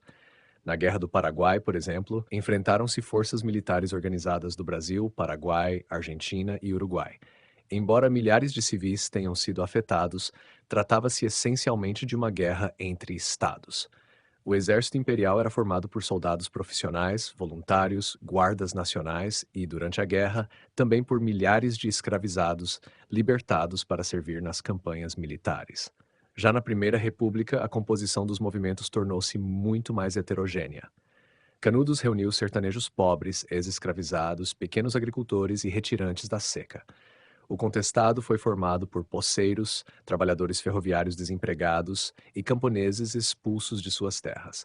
A revolta da vacina envolveu trabalhadores urbanos, moradores dos cortiços e setores populares da capital federal. As greves mobilizaram operários industriais, ferroviários, portuários e artesãos. As revoltas tenentistas tiveram como protagonistas jovens oficiais do exército, enquanto a revolta da Chibata foi organizada por marinheiros, majoritariamente negros. Assim, os conflitos republicanos passaram a representar muito mais diretamente diferentes setores da sociedade brasileira. Outra diferença fundamental encontra-se nas estratégias militares. Durante a Guerra do Paraguai, predominavam campanhas convencionais entre grandes exércitos. As operações envolviam batalhas campais, cercos prolongados, logística de abastecimento, engenharia militar, artilharia pesada e grande participação da Marinha. O conflito seguia, em grande medida, os padrões militares do século XIX, observados também na Europa e na América do Norte. Na Primeira República, as formas de combate tornaram-se muito mais variadas. Em Canudos e no Contestado predominavam ações de guerrilha, emboscadas e defesa de posições fortificadas adaptadas ao terreno local. Os sertanejos conheciam profundamente a geografia da região e utilizavam esse conhecimento para enfrentar tropas regulares, muito superiores em armamentos. As revoltas urbanas apresentavam características diferentes. A revolta da vacina desenvolveu-se por meio de barricadas, manifestações de rua e confrontos com forças policiais. A Revolta Paulista de 1924 levou combates para o interior de uma grande cidade, com um intenso bombardeio de áreas urbanas. Já a Coluna Prestes adotou uma estratégia inovadora baseada na mobilidade permanente. Em vez de conquistar e manter territórios, evitava confrontos decisivos, deslocando-se continuamente pelo interior do país para desgastar as forças governamentais. A evolução tecnológica também se torna evidente. Na Guerra do Paraguai, a navegação a vapor, os encouraçados fluviais e a artilharia moderna representavam as principais inovações militares. Na Guerra do Contestado, décadas depois, o exército já empregava metralhadoras e utilizava aviões para missões de reconhecimento, marcando o início da aviação militar brasileira. Também mudou profundamente a resposta do governo. Durante o Segundo Reinado, a repressão interna era relativamente limitada, porque o próprio número de conflitos internos havia diminuído após a consolidação da autoridade imperial. O governo concentrava seus esforços principalmente nas campanhas internacionais. Quando necessário, o império procurava combinar ação militar com negociação política. Muitas tensões provinciais eram resolvidas por meio de acordos entre as elites locais e o governo central. Na Primeira República, entretanto, a resposta governamental tornou-se muito mais militarizada. Canudos foi destruída após 4 expedições militares. O contestado mobilizou milhares de soldados durante vários anos. A revolta da vacina foi reprimida pelo exército e pela polícia. As greves operárias frequentemente terminavam com prisões, deportações e fechamento de sindicatos. As revoltas tenentistas foram combatidas por grandes contingentes militares. Essa crescente utilização das forças armadas refletia tanto o fortalecimento institucional do exército após a Guerra do Paraguai, quanto a incapacidade das instituições republicanas de absorver politicamente muitos dos conflitos sociais existentes. Outro aspecto importante diz respeito às consequências políticas. A Guerra do Paraguai fortaleceu inicialmente o Estado imperial. O Brasil saiu vitorioso e consolidou sua posição como principal potência da América do Sul. Entretanto, seus efeitos indiretos acabaram enfraquecendo a monarquia. O fortalecimento do exército, o crescimento do movimento abolicionista, o aumento da dívida pública e a expansão das ideias republicanas contribuíram para a crise final do regime. Na Primeira República, as consequências foram diferentes. Cada conflito revelou uma fragilidade específica do sistema político oligárquico. Canudos expôs o abandono do sertão nordestino. O contestado revelou os problemas fundiários e a exclusão dos trabalhadores rurais. As greves mostraram o surgimento da questão operária. As revoltas tenentistas denunciaram a corrupção eleitoral e a concentração de poder nas oligarquias estaduais. Nenhum desses movimentos isoladamente derrubou a República, mas em conjunto desgastaram progressivamente sua legitimidade. Ao longo da década de 1920, tornou-se cada vez mais evidente que o modelo político baseado no coronelismo, no voto aberto e na política dos governadores encontrava dificuldades para responder às transformações econômicas e sociais do país. Há ainda uma diferença importante quanto ao papel do próprio Estado.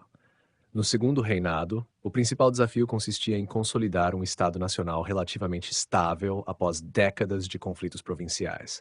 O governo imperial buscava preservar a unidade territorial e fortalecer instituições administrativas. Na Primeira República, o Estado já estava consolidado territorialmente. O desafio passou a ser integrar uma sociedade que se tornava mais complexa. Industrialização, imigração, urbanização, movimentos operários e novas demandas sociais exigiam formas diferentes de atuação governamental. A resposta, porém, foi frequentemente insuficiente. Em vez de ampliar canais de participação política, o regime recorreu repetidamente à repressão militar. Do ponto de vista social, também se observa mudança significativa. Os conflitos do Segundo Reinado envolveram principalmente disputas entre estados ou entre governos e forças militares organizadas. Na Primeira República, os conflitos passaram a refletir problemas estruturais da sociedade brasileira: concentração fundiária, pobreza rural, exclusão política, condições precárias de trabalho, desigualdade regional e ausência de direitos sociais. Essa transformação explica por que muitos historiadores consideram os conflitos republicanos como manifestações da chamada questão social, enquanto os conflitos do Segundo Reinado são frequentemente analisados dentro da história política e diplomática. Em perspectiva mais ampla, ambos os períodos contribuíram decisivamente para a formação do Estado brasileiro, mas de maneiras diferentes.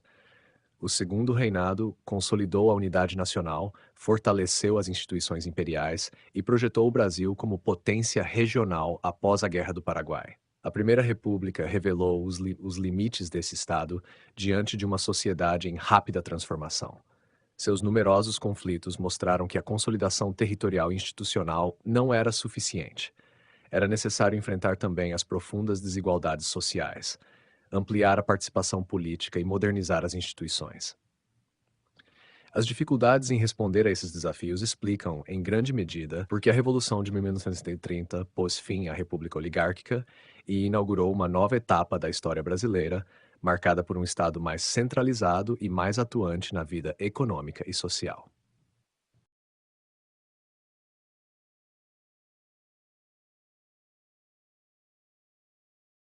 A maneira como as guerras e revoltas ocorridas entre 1850 e 1930 foram retratadas pela imprensa, pela literatura, pela fotografia, pelas memórias dos participantes e pela historiografia brasileira mudou profundamente ao longo do tempo. Cada geração reinterpretou esses acontecimentos à luz de suas próprias preocupações políticas, culturais e intelectuais. Assim, movimentos que inicialmente foram apresentados como simples atos de rebeldia, fanatismo ou criminalidade, passaram décadas mais tarde a ser compreendidos como manifestações complexas das tensões sociais, econômicas e políticas do Brasil. A evolução dessas interpretações constitui um excelente exemplo de como a escrita da história não é estática, mas resultado de permanente revisão documental e mudança de perspectivas. No final do século XIX, a imprensa era o principal meio de circulação de informações sobre os grandes acontecimentos nacionais. Embora já existissem jornais em diversas províncias, os periódicos do Rio de Janeiro, então capital do país, exerciam enorme influência sobre a formação da opinião pública. É importante lembrar que a imprensa brasileira dessa época era fortemente vinculada a partidos políticos, grupos econômicos ou facções governamentais. A ideia de um jornalismo profissional e relativamente neutro ainda estava em formação. Essa característica influenciou profundamente a cobertura dos conflitos. Durante a Guerra do Paraguai, os jornais imperiais desempenharam um importante papel na mobilização da sociedade para o esforço de guerra. Publicavam relatos das campanhas, exaltavam o heroísmo dos soldados brasileiros e apresentavam Francisco Solano Lopes como um governante ambicioso, cuja derrota seria necessária para garantir a estabilidade da região platina. Os sucessos militares recebiam grande destaque, enquanto derrotas e dificuldades logísticas eram frequentemente minimizados. Ao mesmo tempo, surgiram inúmeras gravuras, caricaturas e poemas patrióticos destinados a fortalecer o moral da população. A guerra tornou-se objeto de intensa propaganda nacional, contribuindo para consolidar uma identidade brasileira em torno da defesa do Império. Nos conflitos da Primeira República, observa-se fenômeno semelhante. Durante a Guerra de Canudos, praticamente toda a imprensa republicana adotou inicialmente a interpretação oficial do governo. Os jornais descreviam Antônio Conselheiro como fanático religioso, agitador político ou líder monarquista que ameaçava a jovem república. Os habitantes de Canudos eram frequentemente retratados como ignorantes, bárbaros ou inimigos da civilização. Essa imagem começou a mudar graças, sobretudo, ao trabalho de Euclides da Cunha. Enviado ao sertão baiano como correspondente do jornal Estado de São Paulo, Euclides inicialmente compartilhava muitas das interpretações dominantes. Entretanto, ao observar diretamente o conflito, modificou profundamente sua visão. O resultado dessa experiência foi a publicação, em 1902, de Os Sertões, uma das obras fundamentais da literatura e da historiografia brasileiras. Embora marcada por conceitos científicos hoje superados, como certas influências do determinismo ambiental e do evolucionismo racial, a obra rompeu com a narrativa oficial ao apresentar os sertanejos como vítimas do abandono histórico do Estado brasileiro. Para Euclides, Canudos não representava simplesmente uma conspiração política, mas o choque entre dois Brasis, o Brasil urbano e moderno do litoral e o Brasil pobre, isolado e profundamente religioso do sertão. Essa interpretação influenciaria praticamente todas as gerações posteriores de estudiosos. A Guerra do Contestado recebeu tratamento semelhante pela imprensa de seu tempo. Os jornais frequentemente descreviam os seguidores dos monges como fanáticos perigosos que impediam o progresso da região. Como o conflito ocorria em área relativamente distante dos grandes centros urbanos, as informações chegavam lentamente e muitas vezes baseavam-se apenas em relatos militares. Somente décadas depois, os historiadores passaram a destacar aspectos antes pouco valorizados, como a expulsão dos pequenos poceiros pelas companhias ferroviárias e madeireiras, os conflitos fundiários e a dimensão social do movimento. Outro caso interessante é a Revolta da Chibata. Em 1910, muitos jornais enfatizaram principalmente o perigo representado pelos marinheiros amotinados que controlavam os encouraçados da Marinha brasileira. A participação predominante de marinheiros negros também favoreceu a circulação de discursos marcados por preconceitos raciais, bastante comuns na época. Durante muito tempo, João Cândido permaneceu praticamente esquecido pela historiografia oficial. Somente a partir da segunda metade do século XX, sua figura passou a ser reinterpretada como símbolo da luta contra o racismo e pela dignidade dos trabalhadores militares. As grandes greves operárias, especialmente a Greve Geral de 1917, também receberam cobertura bastante polarizada. Os jornais ligados aos empresários frequentemente apresentavam os grevistas como agitadores estrangeiros influenciados pelo anarquismo ou pelo socialismo internacional. Já a imprensa operária, composta por pequenos jornais sindicais e anarquistas, descrevia as greves como legítima defesa dos trabalhadores diante da exploração econômica. Esses periódicos operários possuem hoje enorme importância histórica, pois registram a visão dos próprios trabalhadores, frequentemente ausente dos documentos oficiais. Além da imprensa escrita, a fotografia começou a desempenhar papel crescente na documentação desses conflitos. Na Guerra do Paraguai já existiam fotografias, embora ainda limitadas pelas dificuldades técnicas da época. Muitas imagens retratavam acampamentos oficiais e cenários posteriores às batalhas, pois os longos tempos de exposição dificultavam o registro dos combates propriamente ditos. Em Canudos, por outro lado, a fotografia alcançou importância muito maior. Diversas imagens produzidas após a destruição do arraial mostram soldados, prisioneiros, ruínas e o próprio cadáver de Antônio Conselheiro. Essas fotografias exerceram forte influência sobre a memória coletiva do conflito.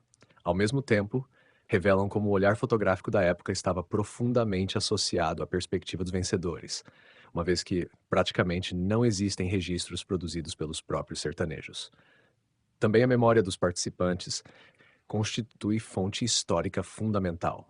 Veteranos da Guerra do Paraguai escreveram memórias, diários e relatos de campanha que oferecem valiosas informações sobre a vida cotidiana dos soldados, as dificuldades logísticas, as doenças, o abastecimento e as relações entre oficiais e praças. Esses testemunhos frequentemente diferem da narrativa oficial, pois revelam aspectos menos heróicos da guerra, como o sofrimento provocado pela fome, pelas epidemias e pelas longas marchas. Situação semelhante ocorre com antigos integrantes da coluna Prestes. Diversos participantes publicaram memórias ao longo do século XX, permitindo compreender não apenas as operações militares, mas também as motivações políticas e a experiência de percorrer milhares de quilômetros pelo interior brasileiro. As memórias de Luiz Carlos Prestes, Miguel Costa e outros oficiais tornaram-se importantes fontes para o estudo do tenentismo. No caso da revolta da Chibata, os depoimentos de João Cândido adquiriram enorme relevância. Durante décadas, sua versão dos acontecimentos permaneceu praticamente ignorada pelas instituições oficiais da Marinha. Apenas posteriormente, seus relatos passaram a ser valorizados como documentos históricos. Entretanto, foi sobretudo a historiografia brasileira que promoveu as maiores mudanças interpretativas. Até aproximadamente as décadas de 1930 e 1940, predominava uma historiografia fortemente influenciada pelo nacionalismo republicano. Os conflitos eram frequentemente analisados do ponto de vista das instituições estatais. Canudos aparecia como rebelião fanática, o contestado como simples movimento religioso, as greves como manifestações provocadas por agitadores estrangeiros, o tenentismo como heróica defesa da moralidade pública. A partir das décadas de 1950 e 1960 começaram a surgir interpretações mais amplas. Historiadores influenciados pela história econômica e social passaram a enfatizar fatores estruturais como concentração fundiária, desigualdade regional, industrialização, imigração e formação da classe trabalhadora. Canudos passou a ser entendido como resultado do abandono histórico do sertão nordestino. O contestado passou a ser analisado como conflito agrário relacionado à expansão ferroviária e à expropriação dos pequenos poceiros. As greves operárias passaram a ser estudadas dentro da história do trabalho e da industrialização brasileira. Já a partir das décadas de 1980 e 1990, ocorreu nova ampliação das perspectivas historiográficas, influenciados pela história cultural, pela antropologia e pela microhistória. Muitos pesquisadores passaram a investigar aspectos antes pouco explorados. As experiências individuais dos participantes ganharam importância. A religiosidade popular deixou de ser vista apenas como fanatismo e passou a ser compreendida como forma legítima de organização social. Questões relacionadas à cultura sertaneja, às identidades regionais, às relações de gênero e às experiências cotidianas começaram a ocupar espaço crescente nos estudos históricos. Mais recentemente, nas primeiras décadas do século XXI, novas abordagens ampliaram ainda mais esse campo. Os estudos sobre populações indígenas passaram a investigar como diversos conflitos de fronteira afetaram comunidades tradicionais. Pesquisadores da história ambiental analisam atualmente a influência das secas nordestinas em Canudos, da exploração florestal no Contestado e do ciclo da borracha na questão do Acre. Historiadores da escravidão e do pós-abolição também passaram a destacar a presença de negros libertos em movimentos como Canudos e a Revolta da Chibata, relacionando esses conflitos às permanências do racismo estrutural após 1888. No caso específico da Guerra do Paraguai, a historiografia também sofreu importantes transformações. Durante muitas décadas, predominou uma interpretação patriótica centrada no heroísmo militar brasileiro. Na segunda metade do século XX, surgiram interpretações revisionistas que atribuíram grande responsabilidade ao imperialismo britânico pela eclosão da guerra. Hoje, a maioria dos especialistas considera essa explicação insuficiente. A tendência atual é analisar o conflito considerando simultaneamente fatores diplomáticos, econômicos, estratégicos e políticos próprios dos países envolvidos. Em síntese, observa-se uma clara evolução interpretativa. A imprensa contemporânea aos acontecimentos geralmente reproduziu a perspectiva dos governos e das elites políticas. A literatura, especialmente por meio de obras como Os Sertões, começou a questionar essas versões oficiais. A fotografia preservou imagens de enorme valor documental, embora quase sempre produzidas pelo lado vencedor. As memórias dos participantes os ofereceram perspectivas individuais que enriqueceram a compreensão dos acontecimentos. Por fim, a historiografia passou por sucessivas revisões, abandonando explicações simplificadoras para construir interpretações cada vez mais complexas e multidimensionais. Esse percurso revela uma característica essencial da disciplina histórica. O passado não muda, mas as perguntas dirigidas a ele mudam continuamente.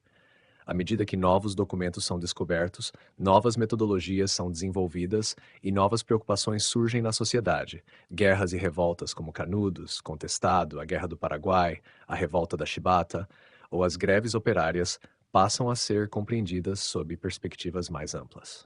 Hoje, esses acontecimentos já não são vistos apenas como episódios militares ou policiais, mas como momentos decisivos para compreender a formação do Estado brasileiro, as desigualdades sociais, a construção da cidadania e a própria identidade nacional.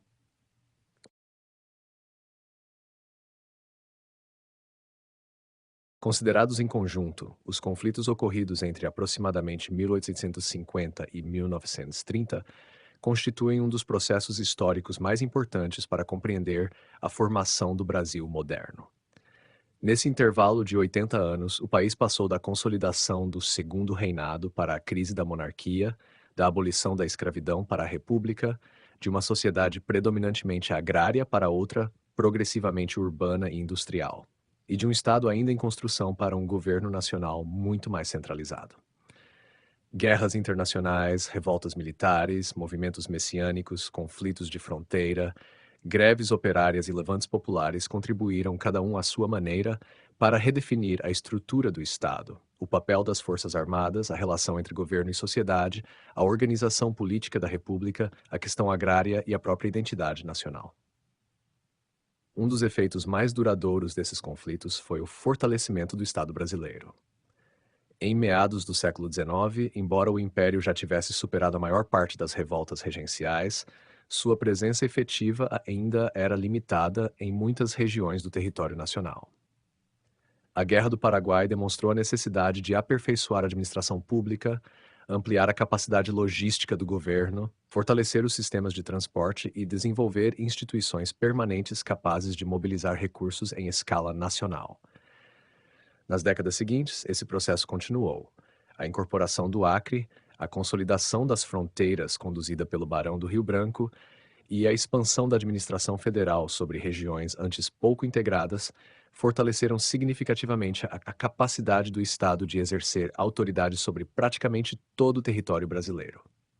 Ao mesmo tempo, os conflitos internos evidenciaram que a simples presença militar não bastava para integrar populações marginalizadas. Canudos, Contestado e diversas revoltas populares mostraram que vastas regiões permaneciam praticamente abandonadas pelo poder público. Outro legado decisivo foi a profissionalização das Forças Armadas. Antes da Guerra do Paraguai, o Exército Brasileiro possuía dimensão relativamente modesta e desempenhava papel político secundário diante da Guarda Nacional, controlada pelas elites provinciais. O conflito transformou completamente essa situação. Durante 6 anos, milhares de soldados participaram de campanhas extremamente complexas. Foram aperfeiçoados sistemas de recrutamento, abastecimento, engenharia militar, comunicações e formação de oficiais. Surgiu uma geração de comandantes experientes que passou a enxergar o Exército como instituição nacional acima das disputas provinciais. Essa nova consciência corporativa produziu efeitos profundos. Nas décadas seguintes, militares desempenharam um papel crescente na política brasileira.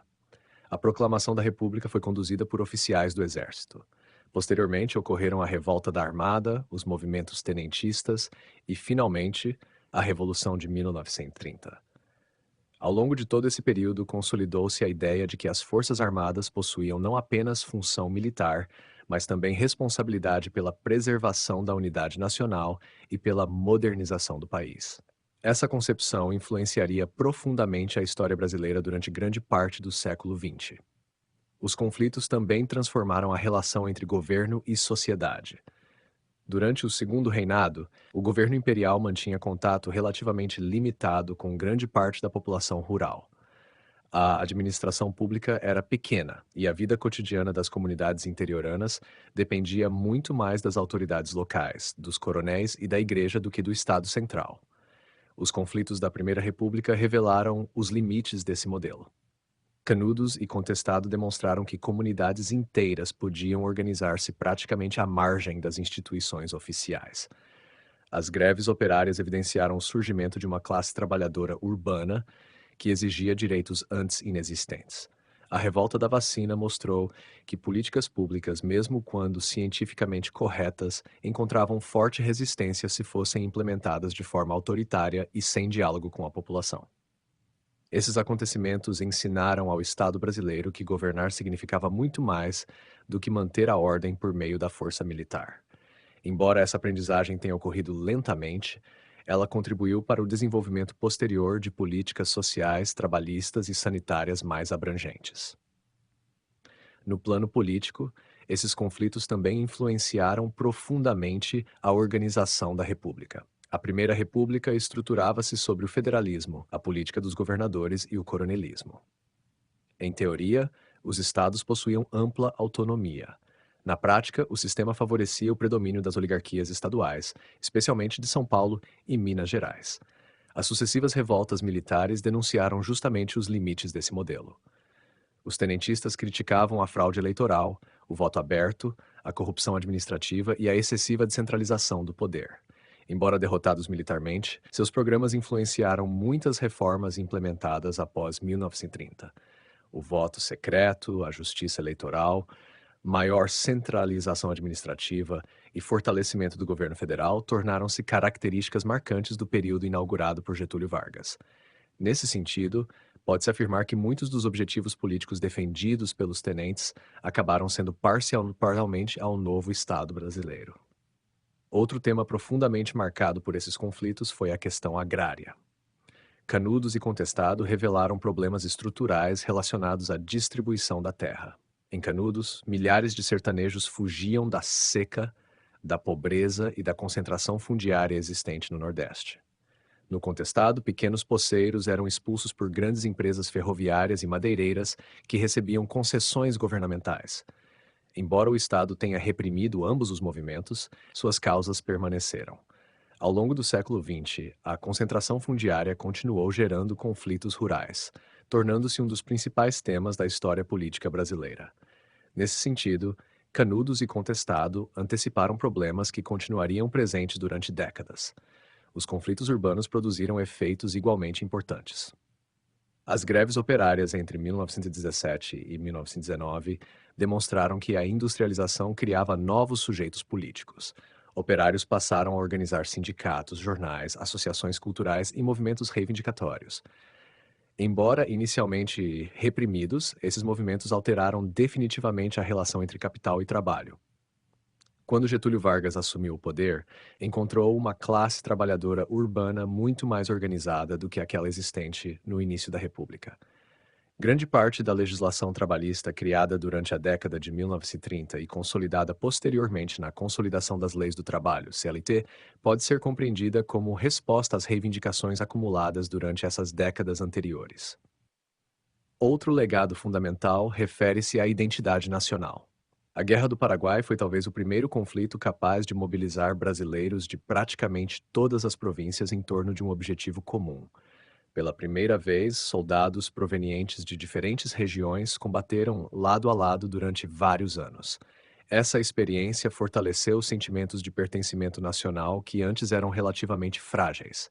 Entretanto, Canudos e Contestado mostraram outra face dessa identidade.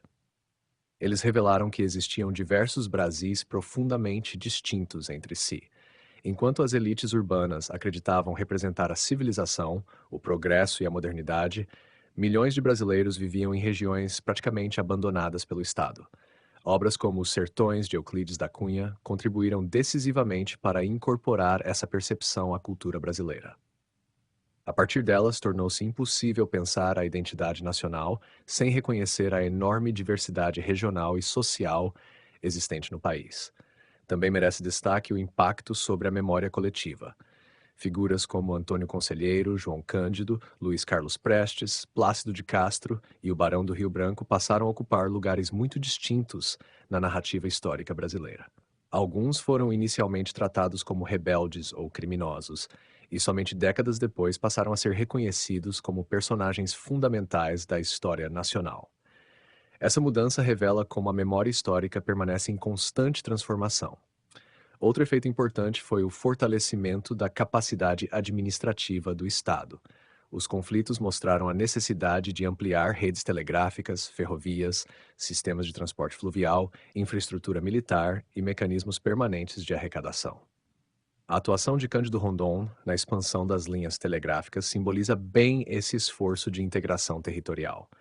Pouco a pouco, regiões antes isoladas passaram a ser incorporadas de forma mais efetiva à administração nacional. Por fim, todos esses conflitos contribuíram para a crise definitiva da República Oligárquica. Nenhum deles, isoladamente, derrubou o regime. Entretanto, em conjunto, revelaram sucessivas fragilidades.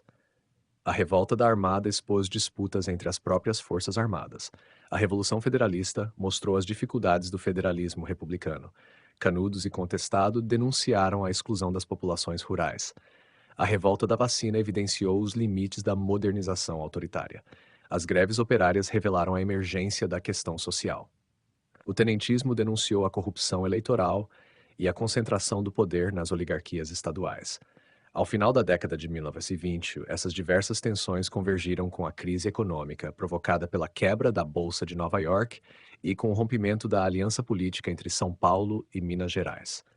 A Revolução de 1930 não surgiu, portanto, como acontecimento isolado.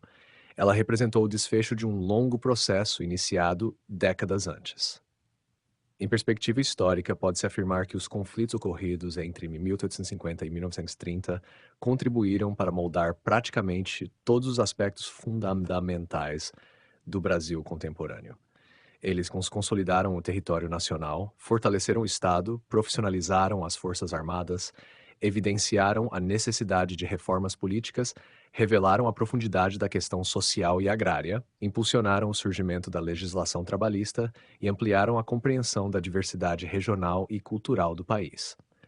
Mais do que episódios de violência ou instabilidade, esses conflitos funcionaram como momentos decisivos de transformação, nos quais diferentes grupos sociais disputaram projetos distintos de nação. Desse confronto nasceu grande parte das instituições, dos problemas e também das possibilidades que caracterizariam a história brasileira ao longo do restante do século XX.